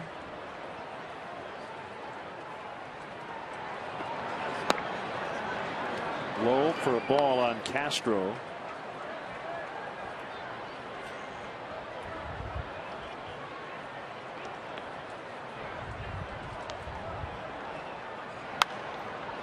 Fly ball right field. Denorfia went back. Oh, makes a catch. And rightly went back. If you're an outfielder playing in Wrigley Field today, your first move should be back on everything hit in the air, and then make adjustments as you see fit.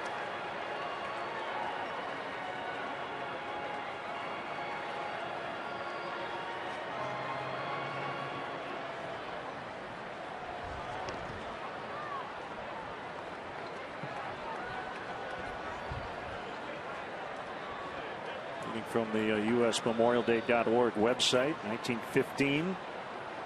Moina Michael wrote a poem. We cherish too the poppy red that grows on fields where valor led.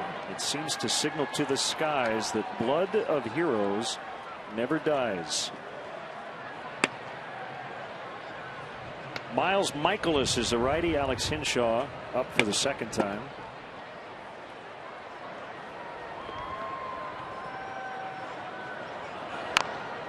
Swing by Mather, found it right at the plate.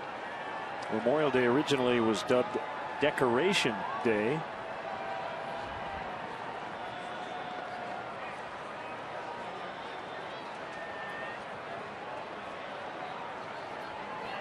First observed back in May of 1868.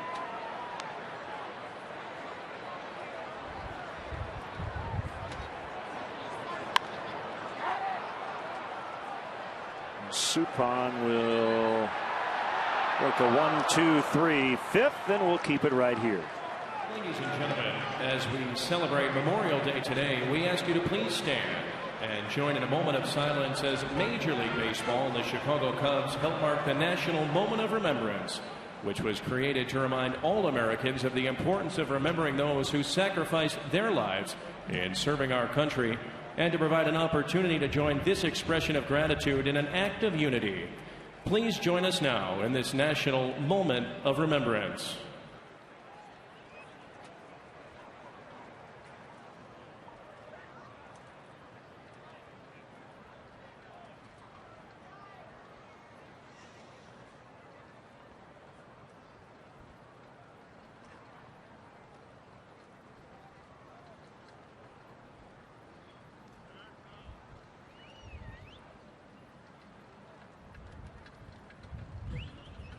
Thank you.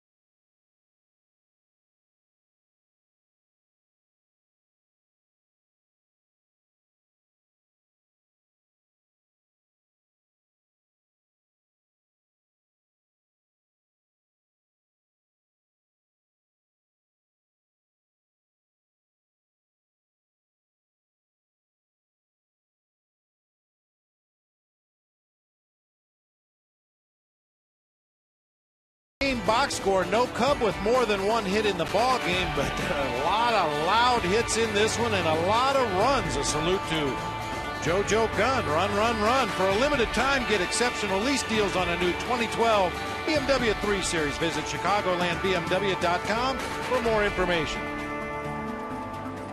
Here's Randy Wells. Pitching out of the Cubs bullpen since he was brought back from Iowa. And a quick 1-2-3 eighth inning yesterday against the Pirates in Pittsburgh.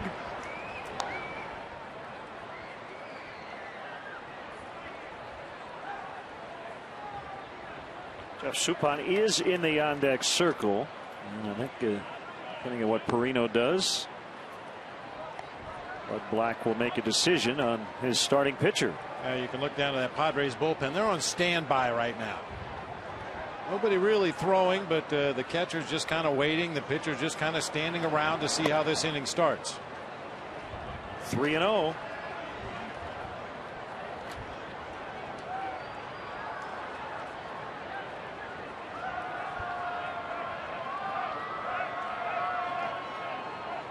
Wells recalled on May 19th from Iowa. There's a strike. Second stint this season. Made a couple of starts his first time up.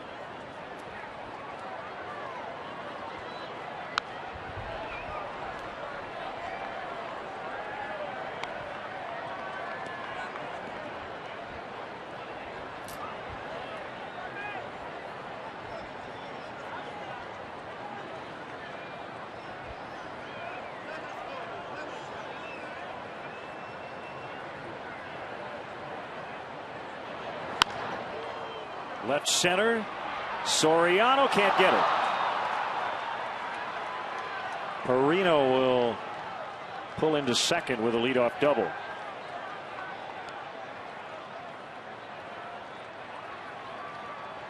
And it will be Suppan. Another elevated pitch, a sinker belt high on the outside part of the plate. Perino went with it. Nice effort by Alfonso Soriano. He had a long run to get there, just couldn't quite catch up to it. Joe Mather backs it up, holds Perino to a double. The thing about today, Bob, is there's been really good contact both ways. Suppan with the bunt, and Wells will get the out at first. Let's step aside and see what's coming up on WGN.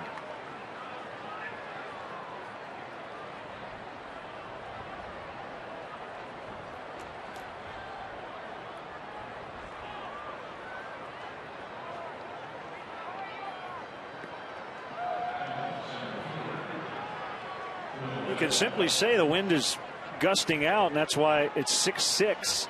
But I think the hitters have all been really comfortable. We've seen some very aggressive swings from both these teams. Does that possibly speak to the tentative nature of the pitchers today? It could, it certainly could. Infield in. I mean, pitchers on a day like this, they know if they make mistakes up in the zone, they're going to get hit hard. And it's like telling somebody don't think about pink elephants. You can't get it out of your mind. And if you're trying to tell yourself as a pitcher, don't leave anything up, don't leave anything up, that's probably what you're going to do. And a base hit. 7-6, and Venable is going to be given second base as Brian LaHare impeded his progress.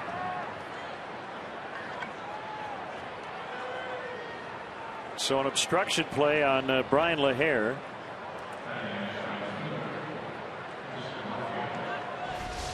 And it's a double for Venable.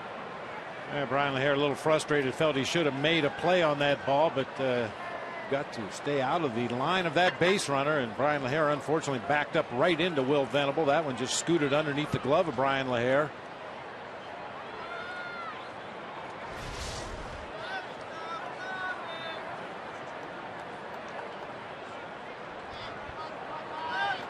The Padres with another lead.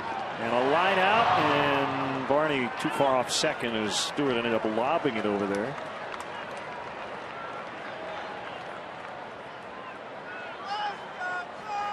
Two down. Northfield once again swinging at the first pitch. A soft liner right at Ian Stewart. He was hoping to just lead Darwin Barney to the bag, but Venable was not that far off and was able to get back easily.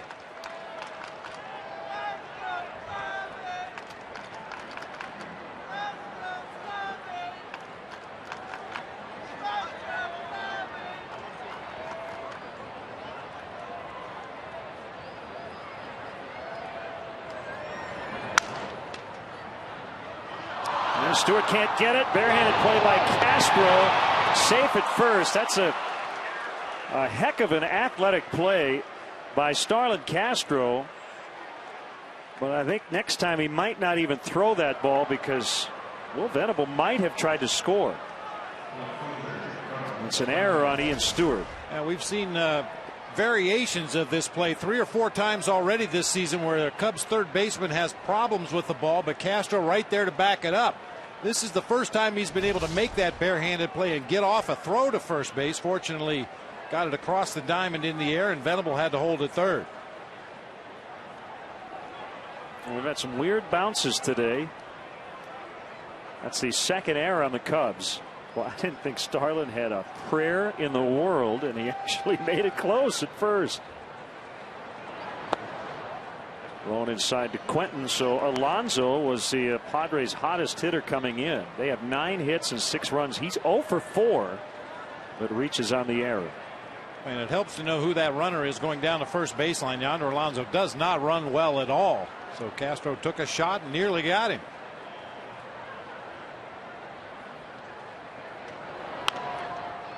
Quentin trying to pull that ball and cued it right to LaHare to end the inning. But Will Venable with the RBI double, and the Padres have their 3rd lead.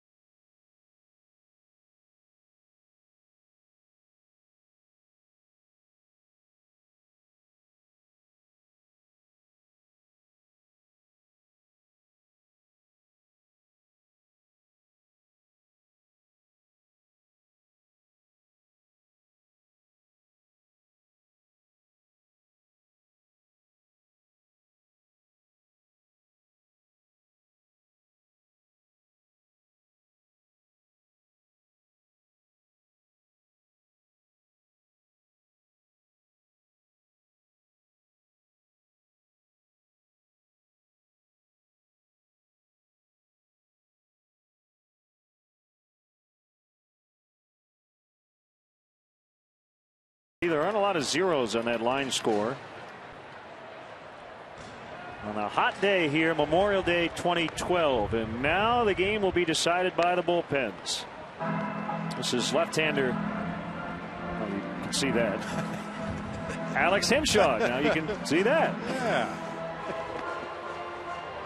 Bud Black working with a little bit of a short bench. Some guys are dinged up a little bit, so he elected to let Jeff Suppan take his at bat and put down a sac bunt. Now turns it over to the left-hander Henshaw, one of 2 lefties in Bud Black's bullpen.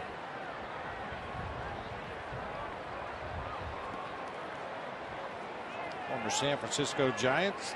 Had parts of 2 major league seasons with them back in 08 and 09.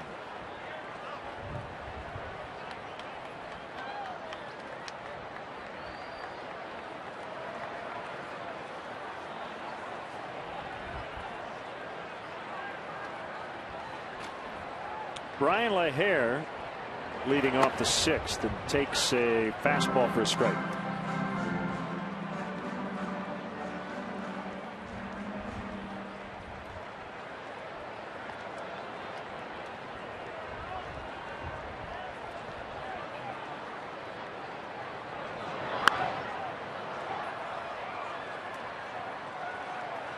Yeah, part of the reason Bud Black did not hit for Jeff Suppan is the fact they've only got 4 bench players. One of those the backup catcher. We mentioned Cameron Maben's a little dinged up, choosing to carry 8 relief pitchers. Bud Black was a pitcher himself, was a pitching coach. If he had his choice, he'd carry 25 pitchers.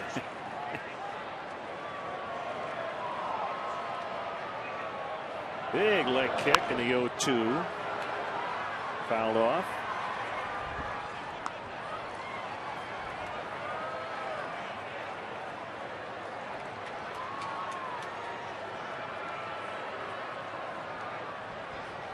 Soriano and Stewart to follow here in the 6th.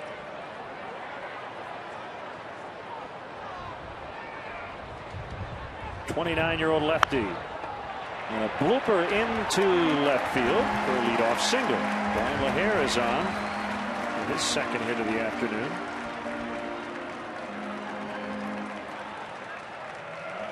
Tickets are available now for the 2012 Cubs season, including the next 2 games against these Padres here at Wrigley Field. To purchase tickets, visit Cubs.com, call 1-800-THE-CUBS, or visit the Wrigley Field box office.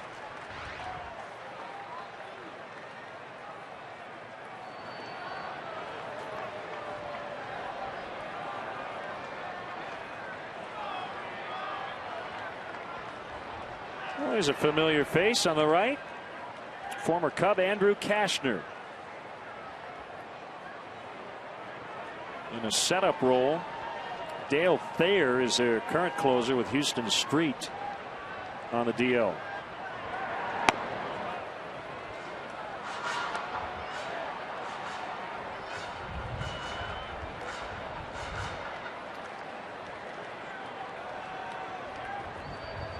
Kashner involved in the Anthony Rizzo deal on January 6th. Sure we'll see him at some point, if not multiple times in this series.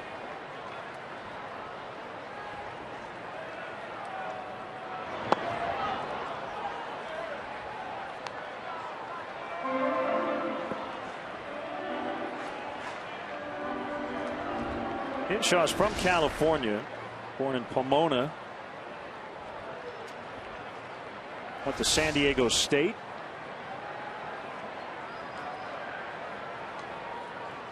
Talked about former Giant. He was drafted by the Giants 3 times. Also, the Florida Marlins drafted him once. 3rd time, finally, the Giants got him in the 15th round. Bob, his grandmother taught him to throw left-handed. She was the only lefty in the family. They'd watch baseball together while his parents were working. That's good grandma right there. Just another reason to love grandma.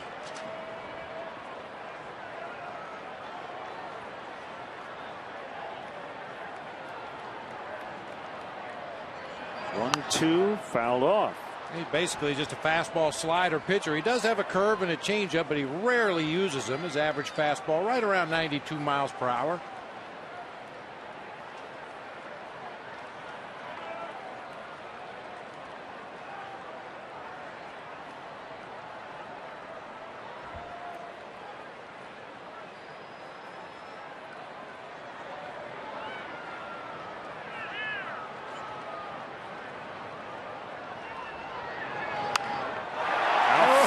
Soriano way out of here. Hello, Waveland.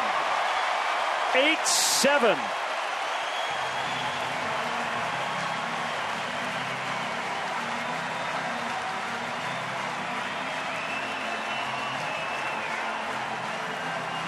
The laser show continues at Wrigley Field. It's a day game, so we can't have fireworks afterwards. So we're going to have some fireworks during the game today. Soriano with his 6th home run of the season.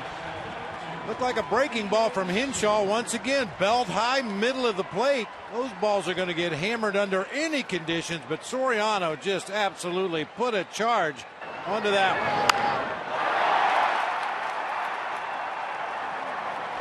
one. Now Ian Stewart, who capped a 10-pitch at bat off Jeff Suppan with a 2-run shot in the fourth.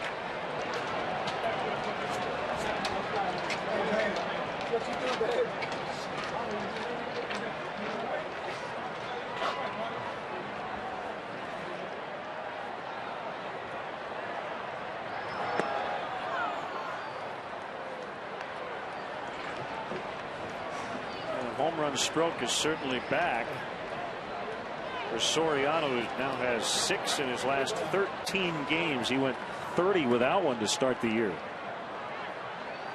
346 in his career.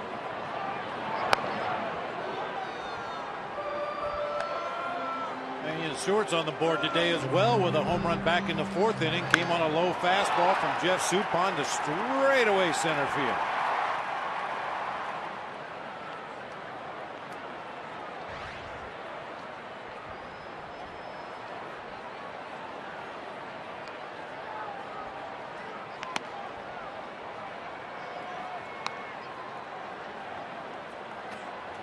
Tell you, we talk about keep the ball down. It seems like every home run and pitch has been way up. You might be right. I've been thinking about pink elephants since you mentioned not to think about it. Reverse psychology. 2-2, right down the middle.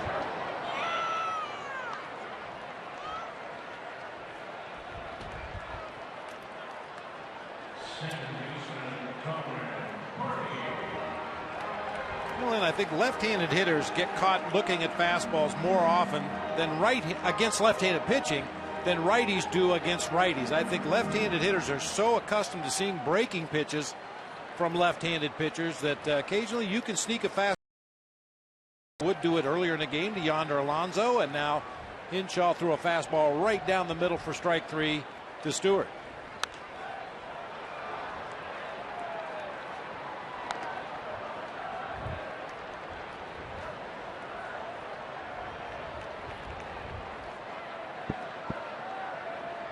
Travis Wood yielded 4 home runs, a career high. And he'll get a no decision.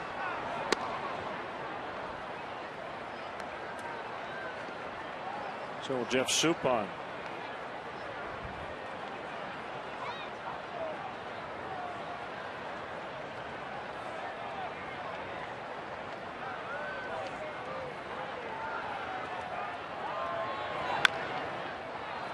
On 2 bounces, Perino for the second out.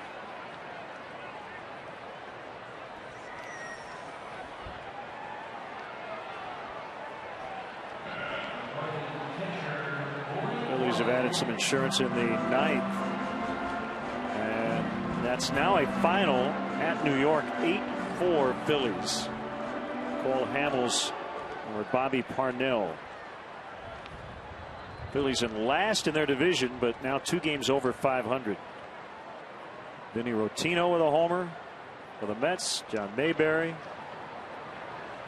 the 6th, Scott Hairston for the Mets. Ty Wigginton for the Phillies in the 9th. Balls jumping out of ballparks all over the big leagues today.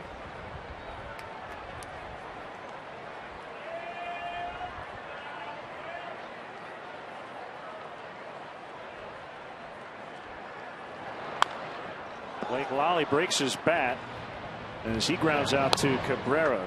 Soriano hit one onto Waveland to give the Cubs another lead. 8-7 after 6.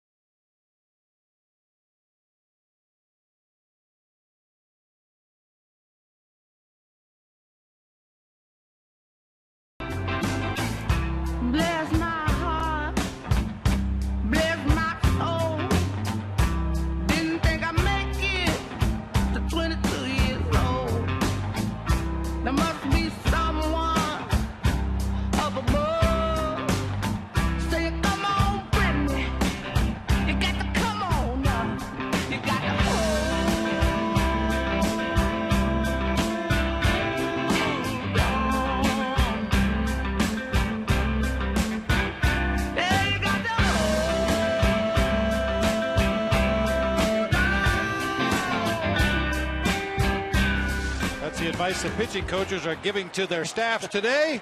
That's Hold On by Alabama Shakes. That's our Bud Fan Cam, brought to you by Budweiser. Great times are waiting. Grab some Buds. Each team with 3 different leads in this ball game. The latest 8-7 Cubs on the 2-run homer by Soriano. Chase Headley with 2 career 2-homer games, both within the last month plus. He had 2 off Juan Nicasio in Colorado on April 18th. He has 2 here today, both off Travis Wood, both right-handed, now hitting lefty against Randy Wells.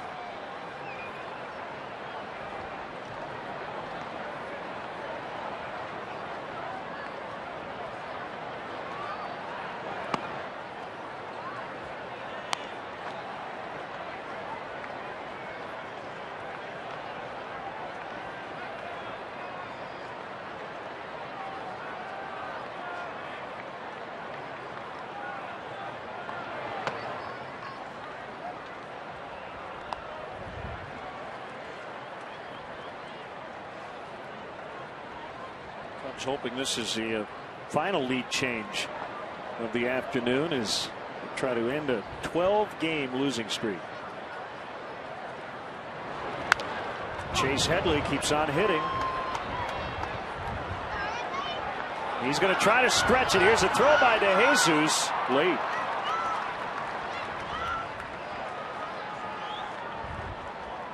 Pretty good calculated risk, Bob, because of how deep the Cubs corner outfielders are playing.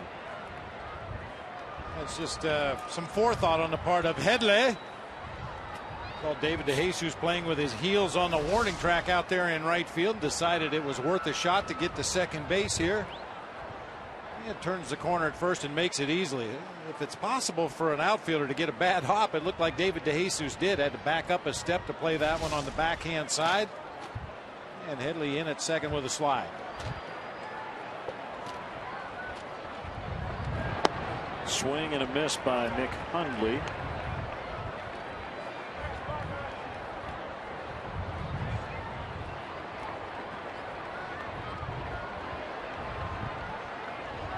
Two-time Tony Award winner Brian Dennehy coming up with our 7th inning stretch.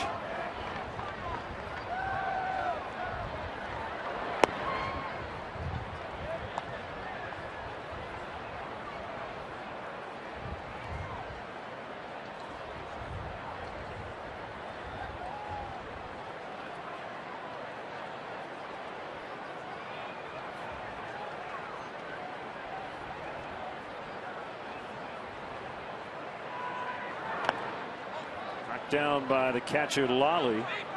Finally locates it. It was sitting right behind the right foot of Hundley.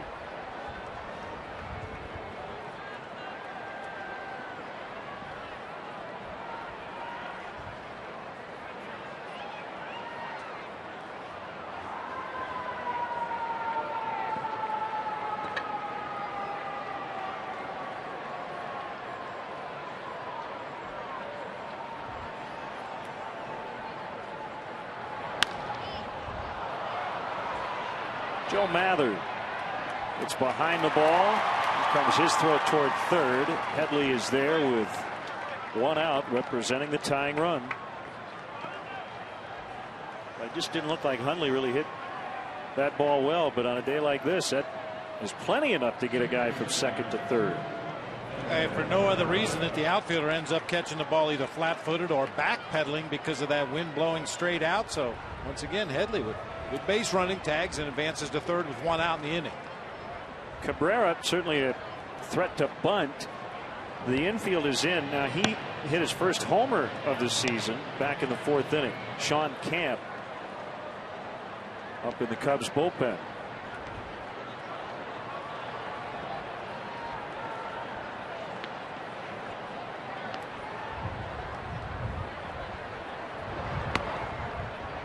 Fastball tails outside.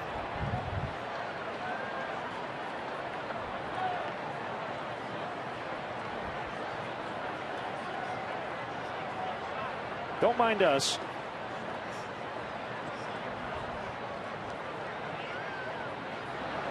swing and a miss on a changeup and a beauty. Does better keep his head on a swivel. We had the bald eagle challenger here for the national anthem today. A nice snack for a bald eagle. Oh, what a bad haircut, man.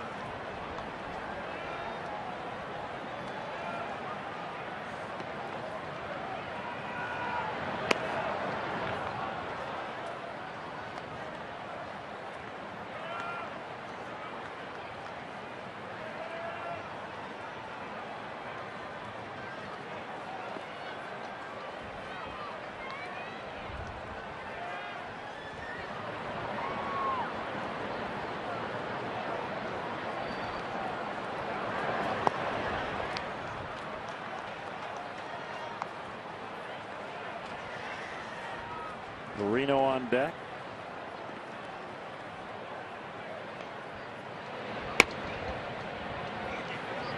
And a busy bullpen. Congo area native Luke Gregerson has joined Michaelis.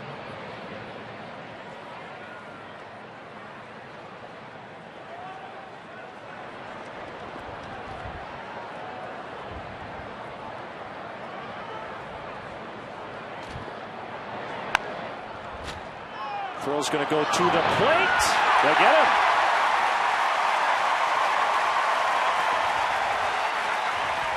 And that bird is right in front of Ian Stewart. How about that? Talk about a bird's eye view of a play. Headley off on contact. That ball grounded on 2 hops right to Ian Stewart. Nice strong throw to Blake Lally, who cheats up the line just a little bit to make sure to get that tag down on the runner before he got to the plate. Boy, I'll tell you, a day like this, you never know which run scored or prevented is going to be a big one. That appears to be a big one. Cabrera takes off. Just before I was going to say he's going to run. Yep. He likes to run, and he's in scoring position.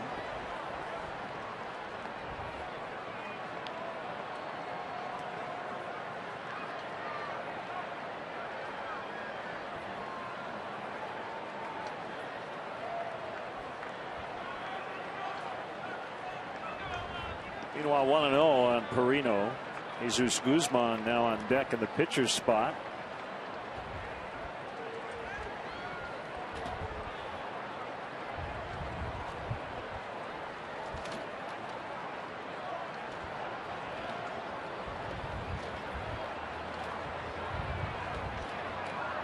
Lally will go out and talk it over with Wells with a runner at second.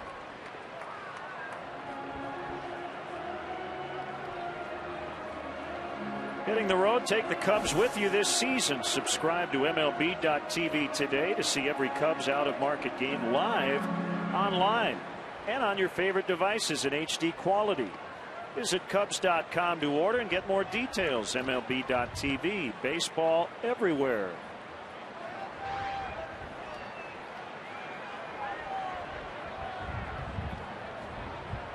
The 1-0, a bit off the corner.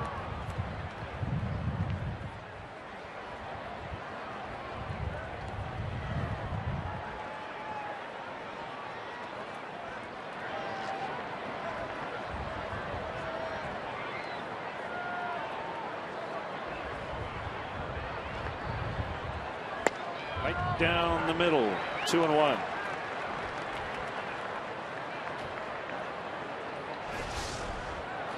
Two-seam fastball starts on the inside corner, right back over the heart of the plate for a called strike. Yeah, notice how we haven't at all pointed out any calls by the home plate umpire on a day like this when both offenses are swinging those bats. It takes the umpires out of the equation. And that's the way they like it.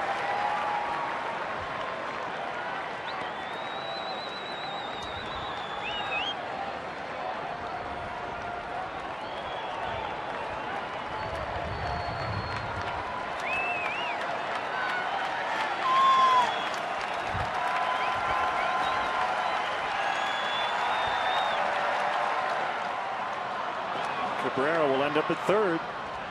And a wild pitch.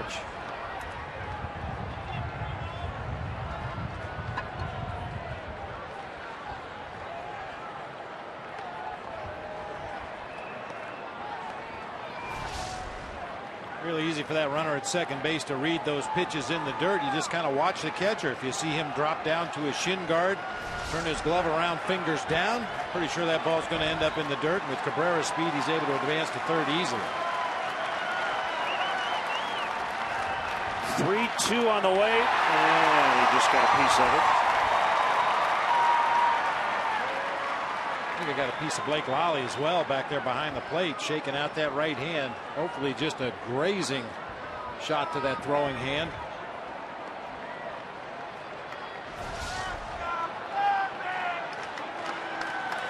And went down in the dirt first and then came up out him on those right knuckles.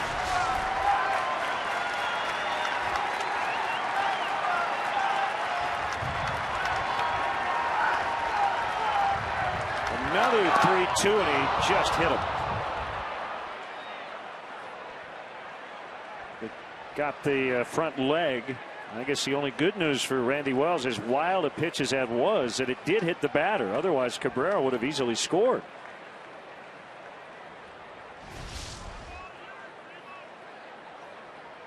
And that's a break for the Cubs that it caught Perino on that right foot and ricocheted away. Otherwise, the Padres would have tied the ball game up.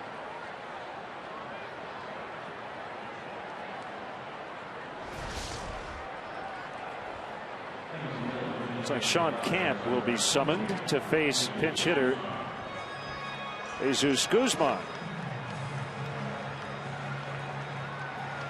We'll be back.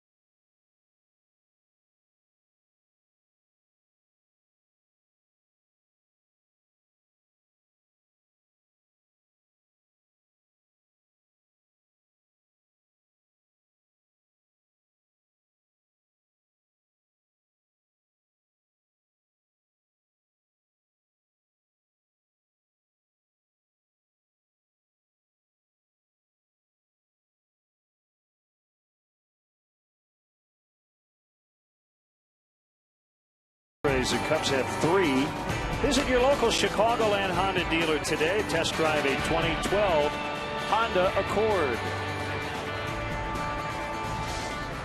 Cubs' most reliable right-hander from season start until now has been Sean Camp. And Bob, he may get a save opportunity or two here down the road as Dale Swaim is looking for somebody to really step up.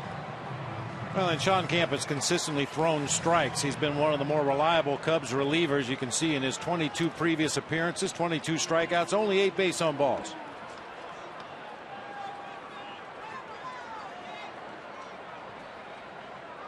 But he will face Jesus Guzman, who was getting a fair amount of time out in left field, but back to the bench with Carlos Quentin now on the roster. Oh, and he's been a weapon for Bud Black off the bench. 5 for 10 as a pinch hitter with 5 runs driven in. 387 in his career as a pinch hitter.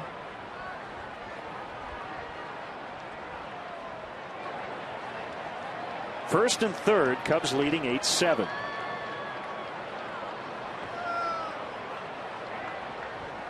Cabrera the runner at third, Perino at first.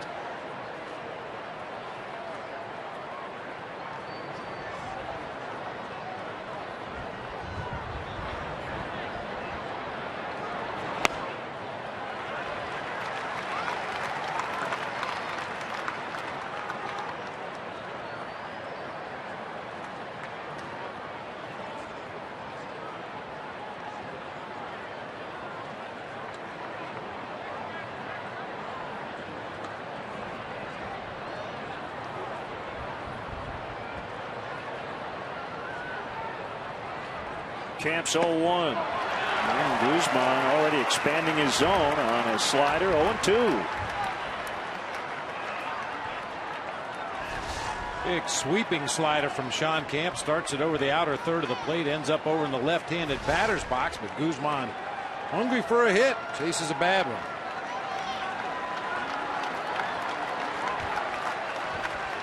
Went out there a little further. And he got it. Stretch time with Brian Dennehy. Today's guest conductor for Take Me Out to the Ball Game, legendary actor Brian Dennehy. All right, fans, let me hear you. 1, 2, 3. Me out to the ball game. Take me out with the crowd. Buy me some peanuts and Cracker Jack. I don't care if I never get back. For this root for the Cubbies. If they don't win, it's a shame. Or it's 1, 2, 3 strikes, you're out in the old ball game. Yeah, let's go Chicago.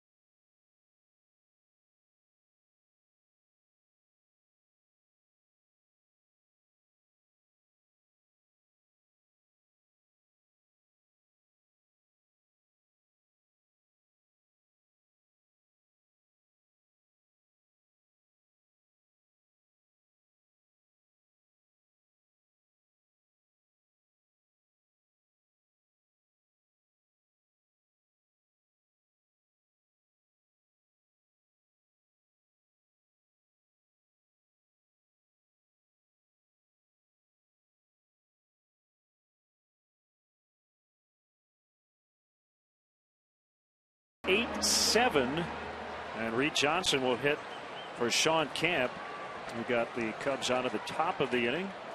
Here's Luke Gregerson from the Chicago area, trying to keep the Cubs right where they are. Great to have with us Brian Dennehy. Hey, nice job with the stretch today. Yeah, I should stretch before I try to sing, that's for sure. But they don't pay me for my singing. Or for nude scenes. Well, we're not going to ask you to do that either. It's hot, but it's not that hot, Brian. It's hot. You're right about that. Well, you had a nice backing band here. You know, some singers behind Amazing, you. That it? helps, yeah. So what do you figure, 40,000 when it's packed like this? Yeah, probably maybe a little over 40,000 today. Wow, that's great. And this wind is something, isn't it? And we'll get down for a base hit. And as Venable just tried to block it after it hit the turf, so a pinch hit leadoff single for Reed Johnson. It'll bring up David DeJesus. So you're in town. Yep. Iceman cometh. Yeah, Eugene O'Neill's famous 5-hour play at the Goodman Theater, starring Nathan Lane, who's a big Broadway star, and a wonderful cast of actors, including a lot of Chicago actors, of course. And it's been a huge critical hit, and of course it's hard to get tickets. It's been sold out pretty much. There are always tickets available, of course, at the last minute. So people wait outside and they come in, and it's air conditioned. Nice. And you know, if you're going to sit for 5 hours and watch O'Neill, it might as well be air conditioned. But it's a terrific play. I'm really proud to be a part of it. Bob Falls of the Goodman Theater did a brilliant job of directing, and it's a wonderful cast. And if you're an O'Neill junkie, as I am, it's a very special situation. Johnson running. It was a hit and run, but he's going to end up safe as DeJesus swung and missed. Well, Brian, you've done so many things in your great career. Is it even possible to pick one that's your favorite? Well, usually it's theater. I mean, you know, I did Salesman, of course. We did it here. In fact, most of the stuff that I did successfully in the theater, I started here in Chicago. This is the best theater town in America, and maybe the best in the world. I mean, people come out and they love. The more difficult the plays are, the better they like them. And it's a great place to work. And Bob and I have been working together for 30 years. And we've done some very good stuff. But you know, I did a lot of movies that I like, and sometimes people liked them, and sometimes they didn't. Silverado was fun. Cocoon was great because I got to work with all those wonderful old character actors. Now I'm one of them.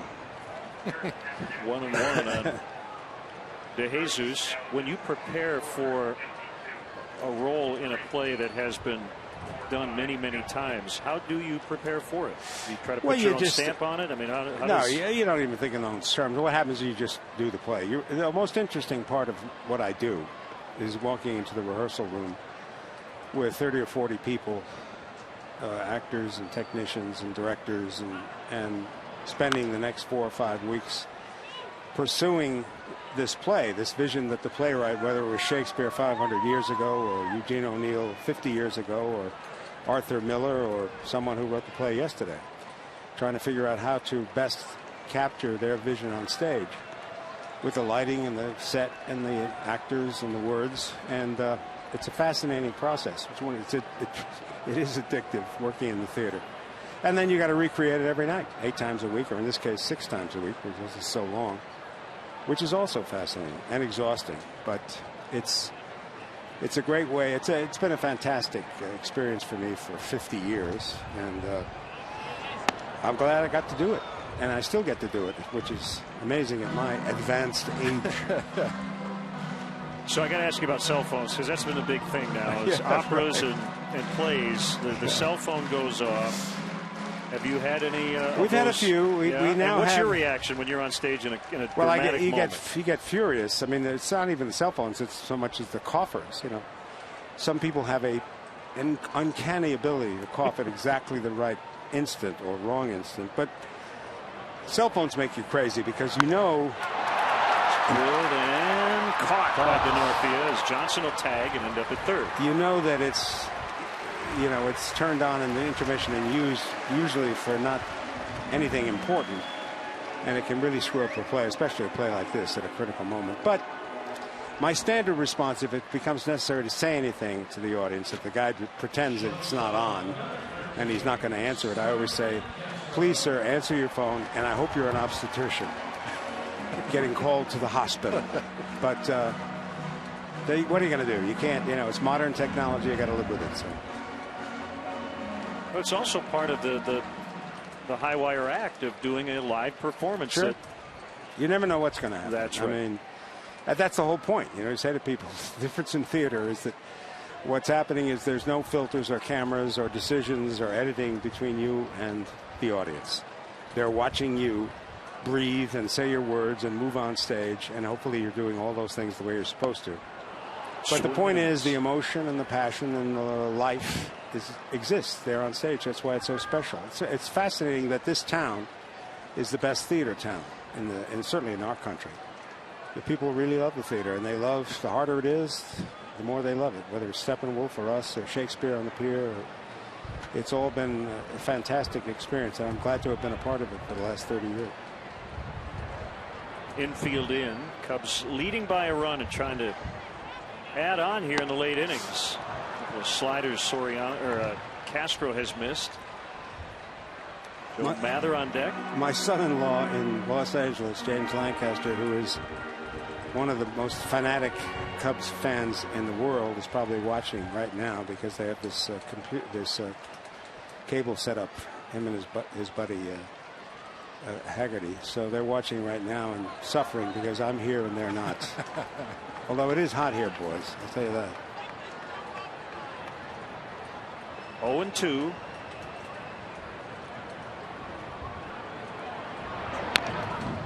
Castro able to just get a piece of it. He's had a pretty good day, Castro, hasn't he? Starlin today with an RBI single and a steal in the first inning. Yeah. 1 for 3. Good ball player. 22 years old. How tall is he anyway?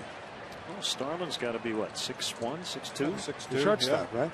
Shortstop, yep. Yeah, they're all big now. Shortstops. They used to be little guys. Cal Ripken changed all that. Boy, he sure did. That gun he had.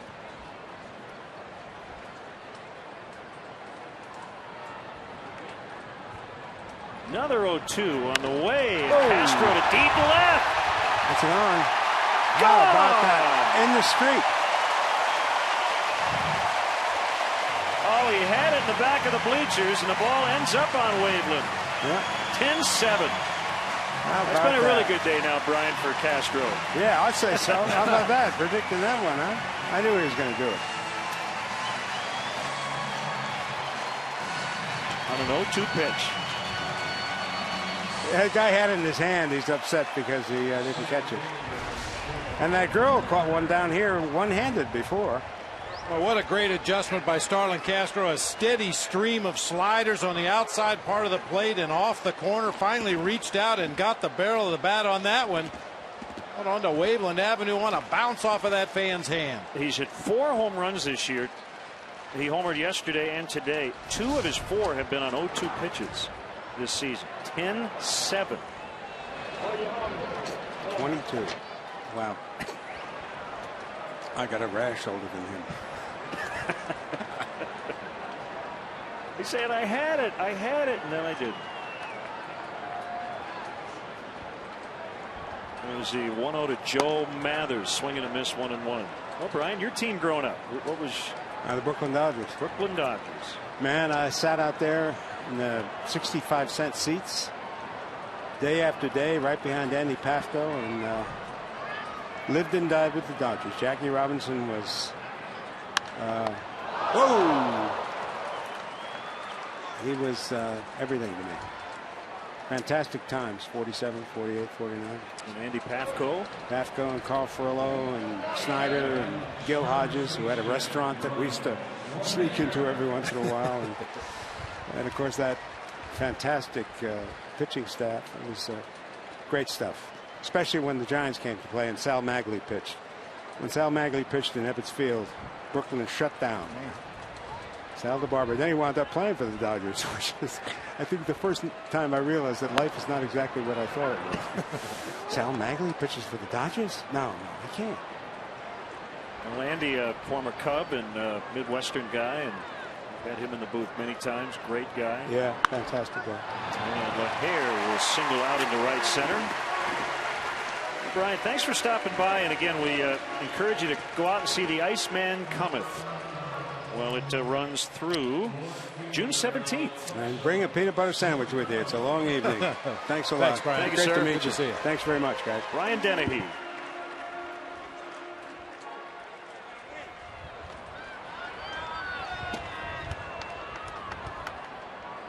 3-run lead on a day like this doesn't seem like a lot, but it is the biggest lead of the game.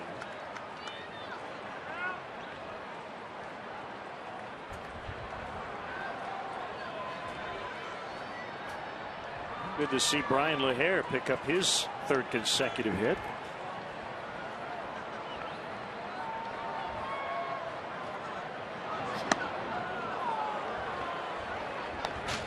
Well, you hope a day like this, regardless of what the weather does the rest of this week, just add some confidence to these bats. Yeah, sometimes that's all it takes, Len, is a couple of at-bats in a ball game where you see the pitch well, you get the barrel of the bat on it, and you get some results.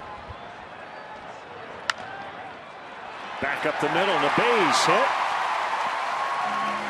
third for Soriano. Well, I go back to that Castro at Badland. Luke Gregerson has one of the best sliders in the National League, and he made him look silly early in the count, but a sign of the progress of young Starlin Castro. He finally got a slider that caught just a little bit too much plate, reached out there and hooked it back to left field. I tell you, you have to remind yourself over and over again, he's still learning, and what a great adjustment in that at bat against one of the better relief pitchers in the National League.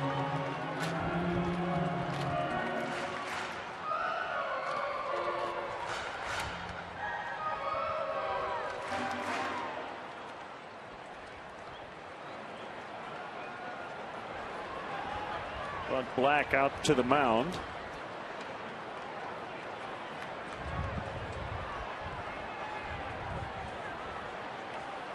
And that'll be it for the Park Ridge native, Luke Gregerson. 10-7 Cubs in the seventh.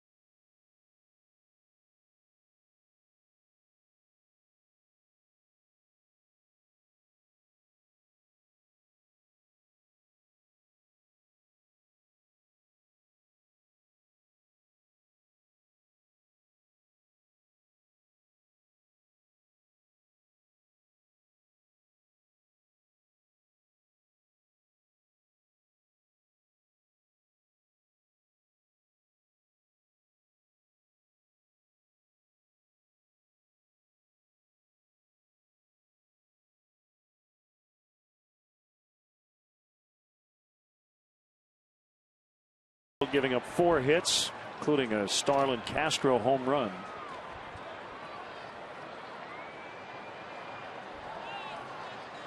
Well, the 2 outs in this inning were hard lineouts.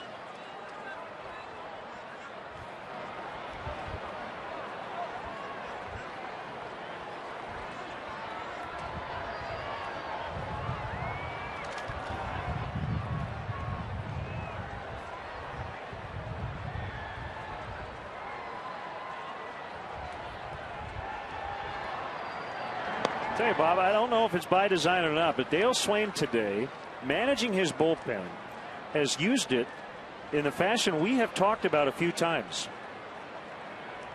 There is the theory, when you don't have a closer, of using your best relievers in the biggest spots, regardless of the inning. There's a comebacker and gets through, and the Cubs will add a run. Perino was just trying to keep that ball on the infield. He could not. And it's now 11-7 on an RBI hit from Ian Stewart.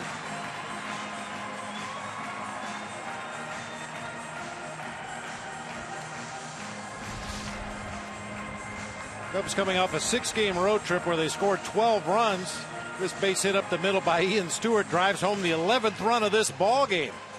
Now, you're right about Perino. He was just trying to slap that ball, somehow keep it on the infield dirt to keep LaHare from scoring, but couldn't come up with it. Dale using Sean Camp in probably the biggest spot of the game. When the Cubs leading by a run and 2 on, he strikes out the pinch hitter Guzman. Now James Russell's getting ready for the top of the 8th and may finish the game if he's efficient. But while you'd love to have a lights-out closer on your roster right now, this does give him a little flexibility in terms of picking the highest leverage situations to use. the guys he trusts the most.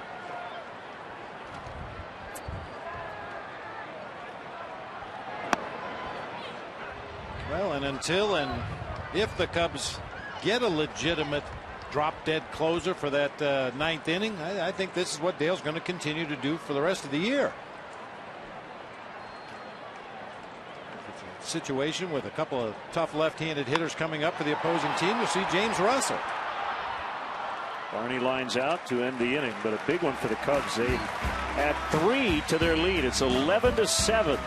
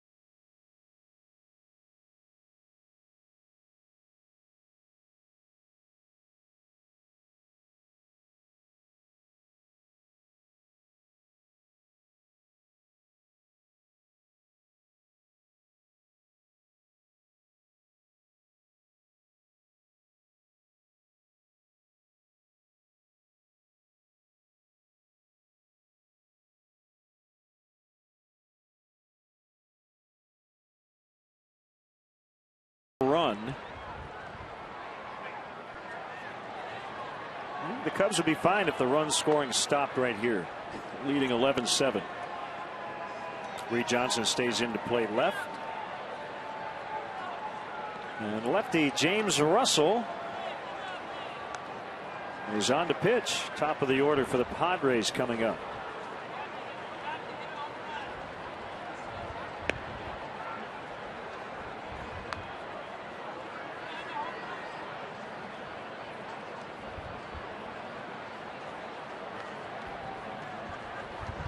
Venable with a homer, a double, and 2 knocked in.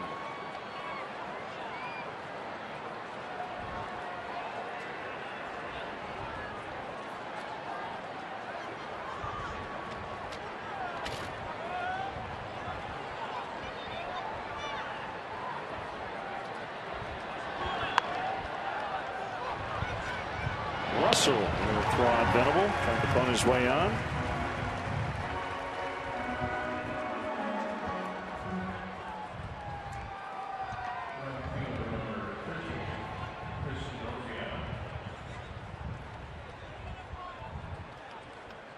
James Russell, a guy that occasionally will really fall off to that third base side of the mound, but in pretty good fielding position that time. The bunt comes right back to him, just to the left of the mound. Easy out at first base.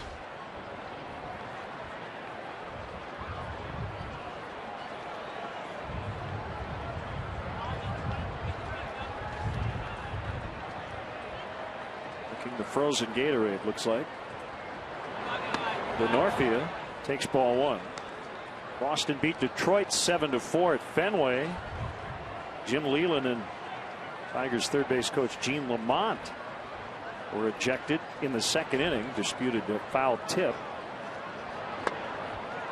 Dustin Pedroia jammed his right thumb and had to exit early.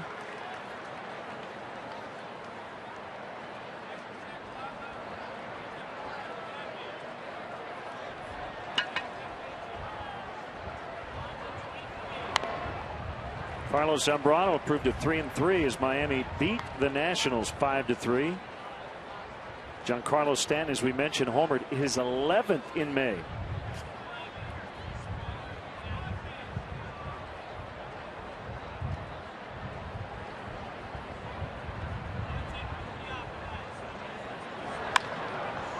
And a base hit. Denorfia on for the 3rd time. 2 hits and a walk.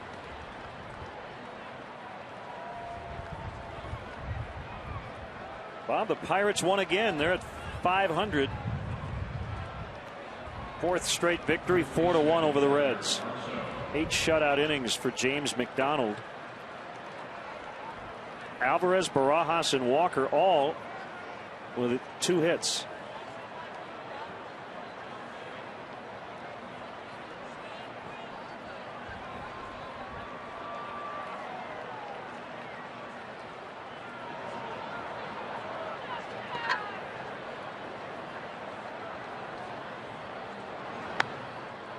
Strike on Yonder Alonso. I mentioned he's 0 for 4. Came in hot. He also came in with the highest active batting average at Wrigley Field.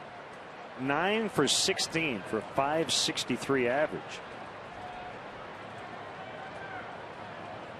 All of those previous at bats as a member of the Reds. 0 for 3 against James Russell in his career, once again as a member of the Reds.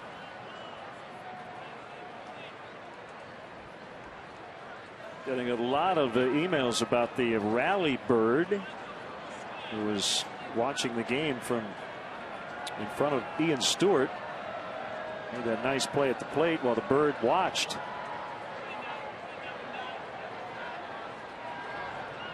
I didn't see where it went.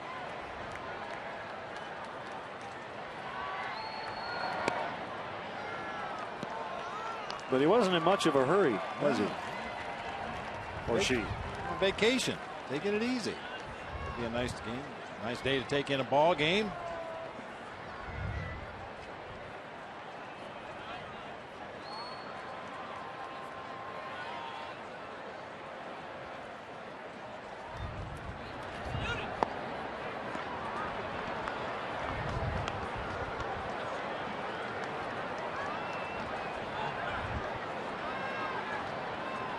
Talking earlier, Len, about left-handed hitters against left-handed pitchers and how occasionally you can freeze them with an unexpected fastball. Problem is, if you give up a big hit on that fastball, your pitching coach is going to say, wait a minute, you're a left-handed pitcher facing a left-handed batter. You're supposed to get him out with breaking pitches. But if you throw a fastball right down the middle and strike him out, they'll pat you on the back. Good going. Yeah, you caught him guessing up there. Nice going. Are you saying the results color your judgment? A little bit, yeah.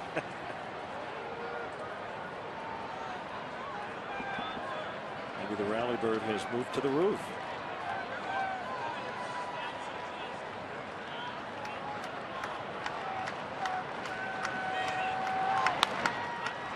Popped up. And Starlin Castro dancing in shallow center.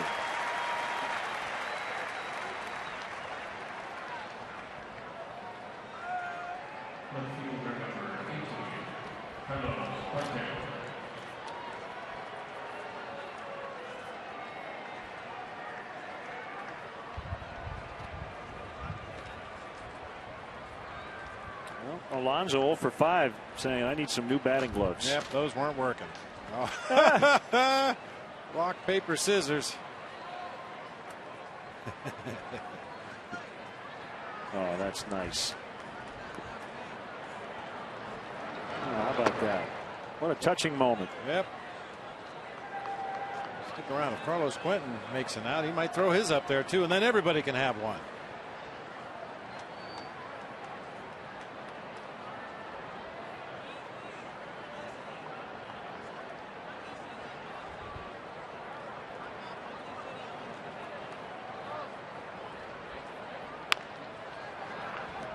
White Sox leading at Tampa Bay 2-1 late. They're in the 8th inning. Bob, there have been 25 strikeouts in that game. Chris Sale has 15. Matt Moore had 10.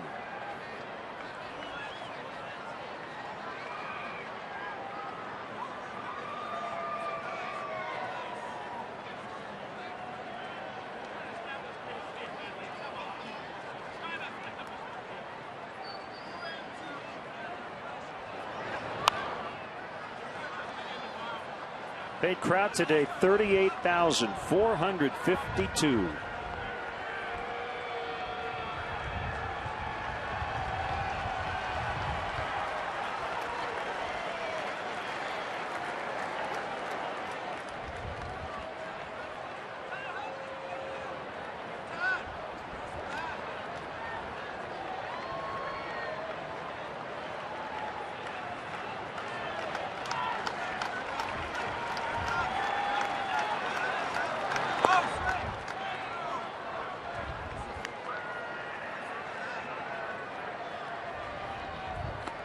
Two and two on Quentin.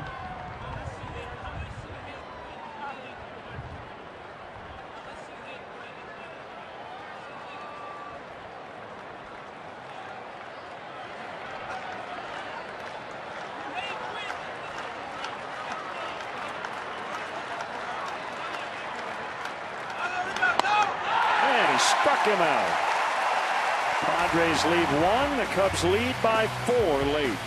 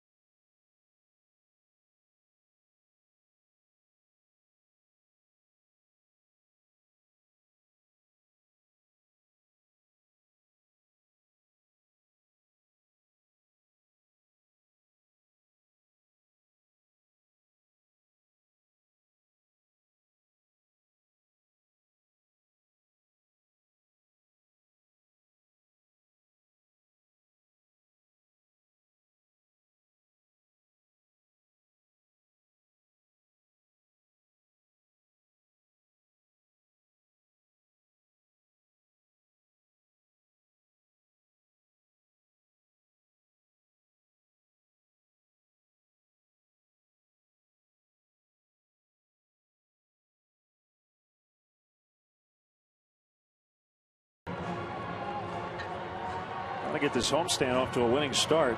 It ends Wednesday. It's right back to the road. A long stretch of travel for the Cubs.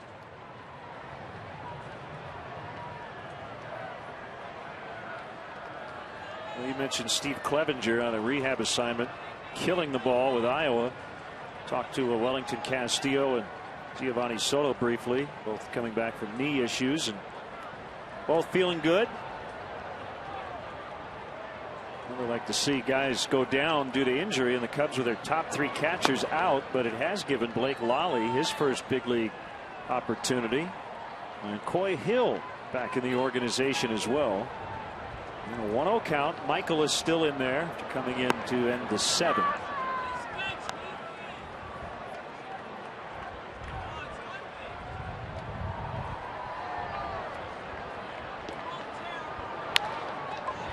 Ground ball to Headley. 1 out.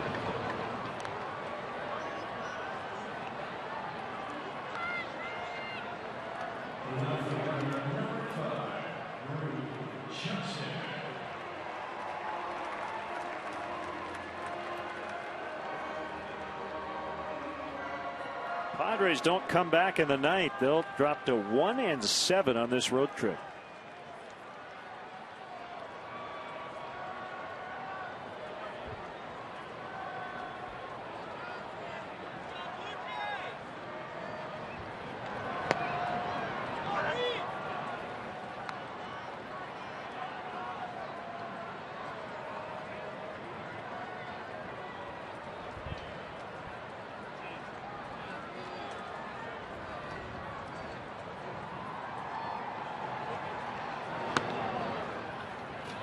nice chat with Reed Johnson before the game, Bob, and he said, you know, these are the kinds of losing streaks. As you become a veteran, you look back on certain seasons and you're sour about teams that don't win and about how things are handled. He said, I can't say enough about how Dale Swain has handled this. He said he's got our back. It's noticed. He said it's made a huge difference. So yeah, this has not been fun. But he said it could be a lot worse if the finger starts pointing from that manager's office, and it has not. He swings and misses. And it kind of goes back to what we were talking about. You know, fans have every right to be upset with a team that hasn't been playing well and has gone through a long losing streak. But Dale Swain's #1 job is to motivate his guys to be their best. And when you're losing, a pat on the back is much more effective generally than a kick in the pants. Yeah, and Dale will find out which players need a kick in the pants and which guys need a pat on the back, and mete out that justice accordingly. But just to rant and rave and throw stuff and scream at your own team in the post-game press conference really isn't going to accomplish anything. If anything, you're going to lose some players with that kind of an attitude. So field approach is the best way to go about it. We heard Dale talk in the pregame interview about just going about their business every day, getting ready to play a ball game and trying to manage to win a game that day, not worrying about what happened yesterday or last week or what's going to happen next week. What can I do as a manager to get the best out of my team and give us the best possible chance to win today? And the other key about all of this is that the Cubs have not handed games to their opponents. They haven't made dumb decisions by and large. There have been a few errors here and there, but you can't look back at this losing streak and just say, well, should have won that one, should have won that one, should have won that one. I mean, they've been beaten. They haven't played well. But when you're getting an effort, there's not much a manager can really say.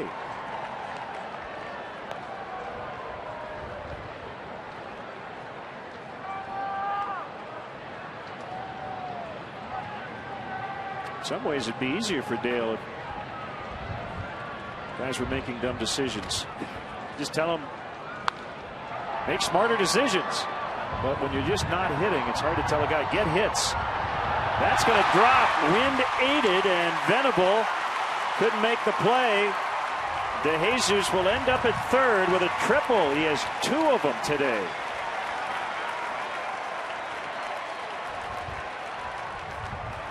The only thing I'll say in Venable's defense, the wind kind of died down. I'd say it was probably blowing about 10 to 15 miles an hour, and all of a sudden it's back to about 40. So I think that ball just carried a lot more than Venable would.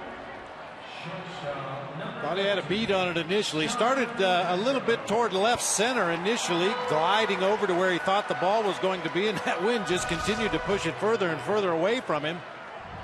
And David DeJesus ends up on third base again. Billy Williams says when you play at Wrigley Field, you got to pull some blades of grass out and see where that wind is going before every pitch. Deep right and Denorfia to end the inning. We're going to go to the ninth.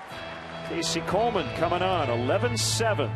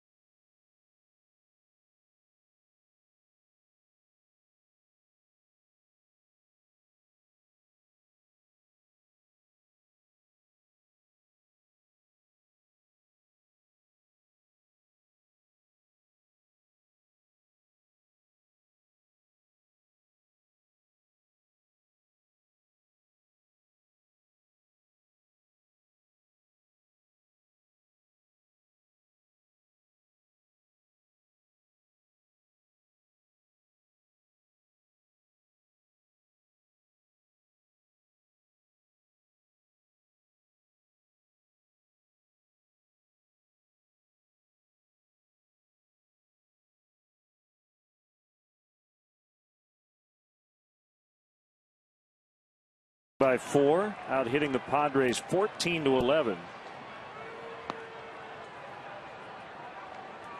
And we've seen 8 home runs, 4 for each team. Casey Coleman.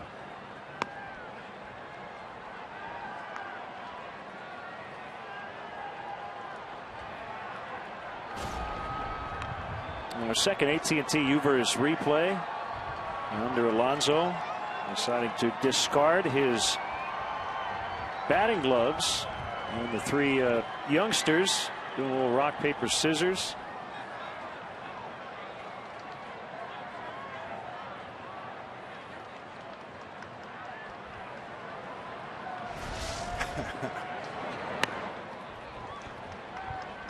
How did the kid who won walked over and offered him to the other youngster who lost?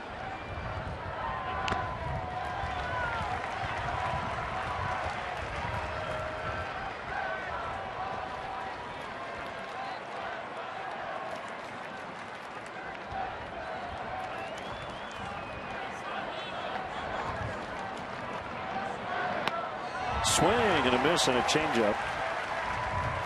1-2 on Headley, who has homered twice, doubled, and knocked in 3.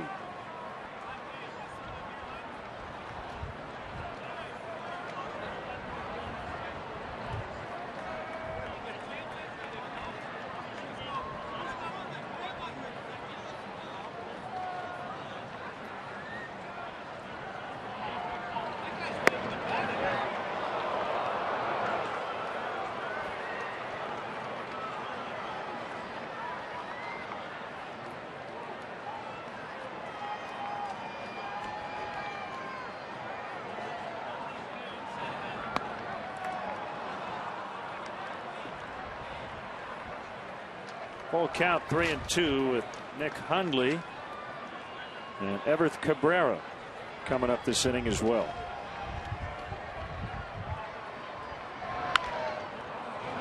Headley with his 4th consecutive hit.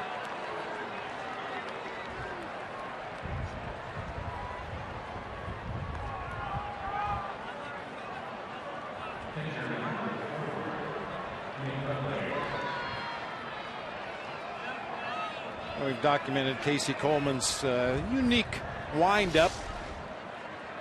First step is toward home plate, turns his body almost completely sideways, and then turns his back to home plate before ultimately turning and delivering that ball to the dish.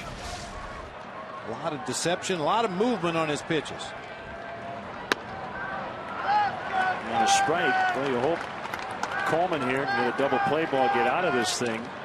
But if the Padres get another base runner, I think Dale will probably get somebody up in the bullpen. That's somebody, I bet it's Carlos Marmol, just activated off the DL. Barney will make the catch for the first out.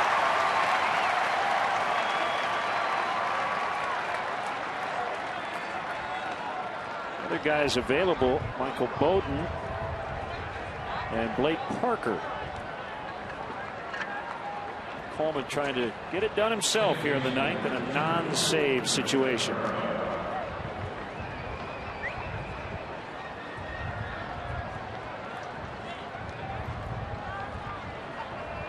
Marmol coming back from the hamstring injury. Outside for a ball.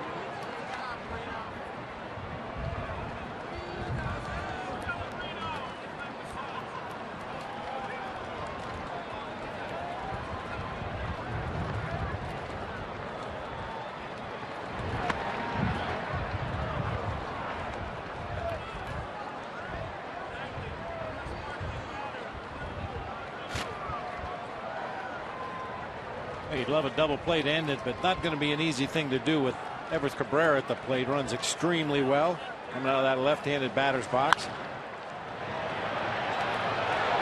We do get 1, 2 down.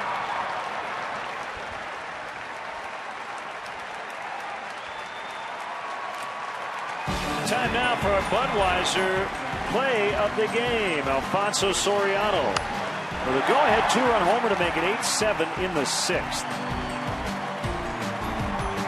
Play of the game brought to you by Budweiser. Great times are waiting. Grab some buds.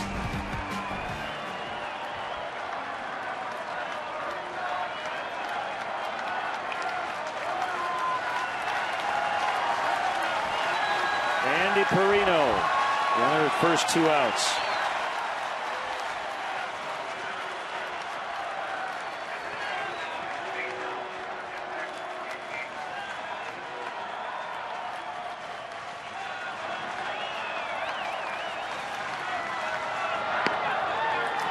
Cabrera will take second. Defensive indifference. Or as Bob likes to write in his book, WC. Who cares?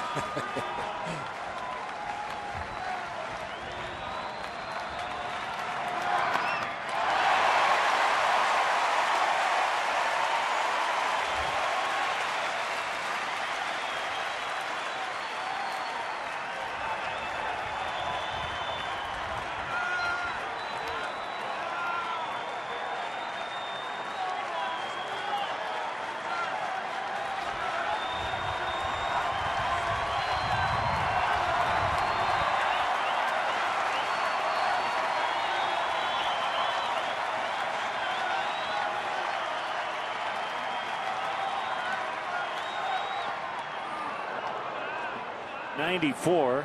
He overthrew that one a little bit. Just a tad, yeah. Maybe by design, just to add a little velocity, something up in the zone, change the eye level of Andy Perino, and then go right back downstairs with something a little more under control.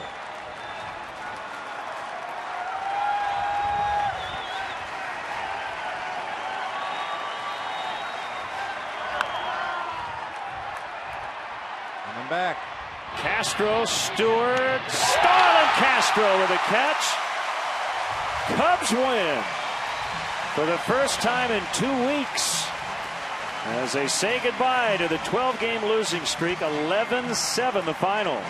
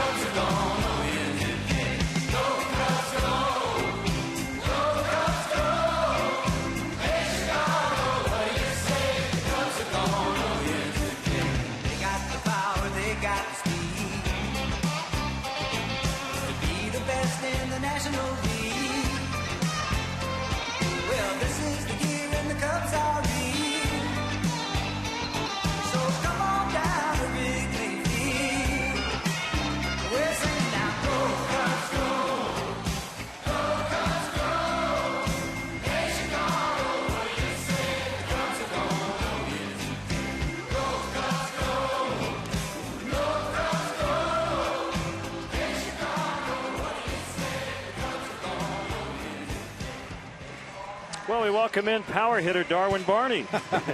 Home run today, one of 4 the Cubs hit. Darwin, have you seen the wind blow out this strong here at Wrigley Field? Hey, it's been a long time since we've seen that. First time this year, so, you know, they hit a lot of balls hard, and, you know, we're glad we could retaliate ourselves. Is there a little relief? I know it always feels good to win, but I know it's been a while.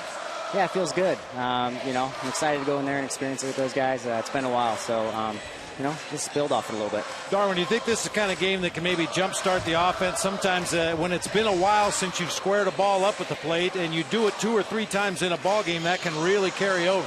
Yeah, that's kind of what we're hoping. You know, we're working hard. We're sticking with our routines, and, you know, our starting pitching's been fairly good. So, you know, let's see if we can put a few together. Nice win today, Darwin. Thanks for the time. Thanks a lot, guys. Cubs second baseman Darwin Barney. The W flag flies after the Cubs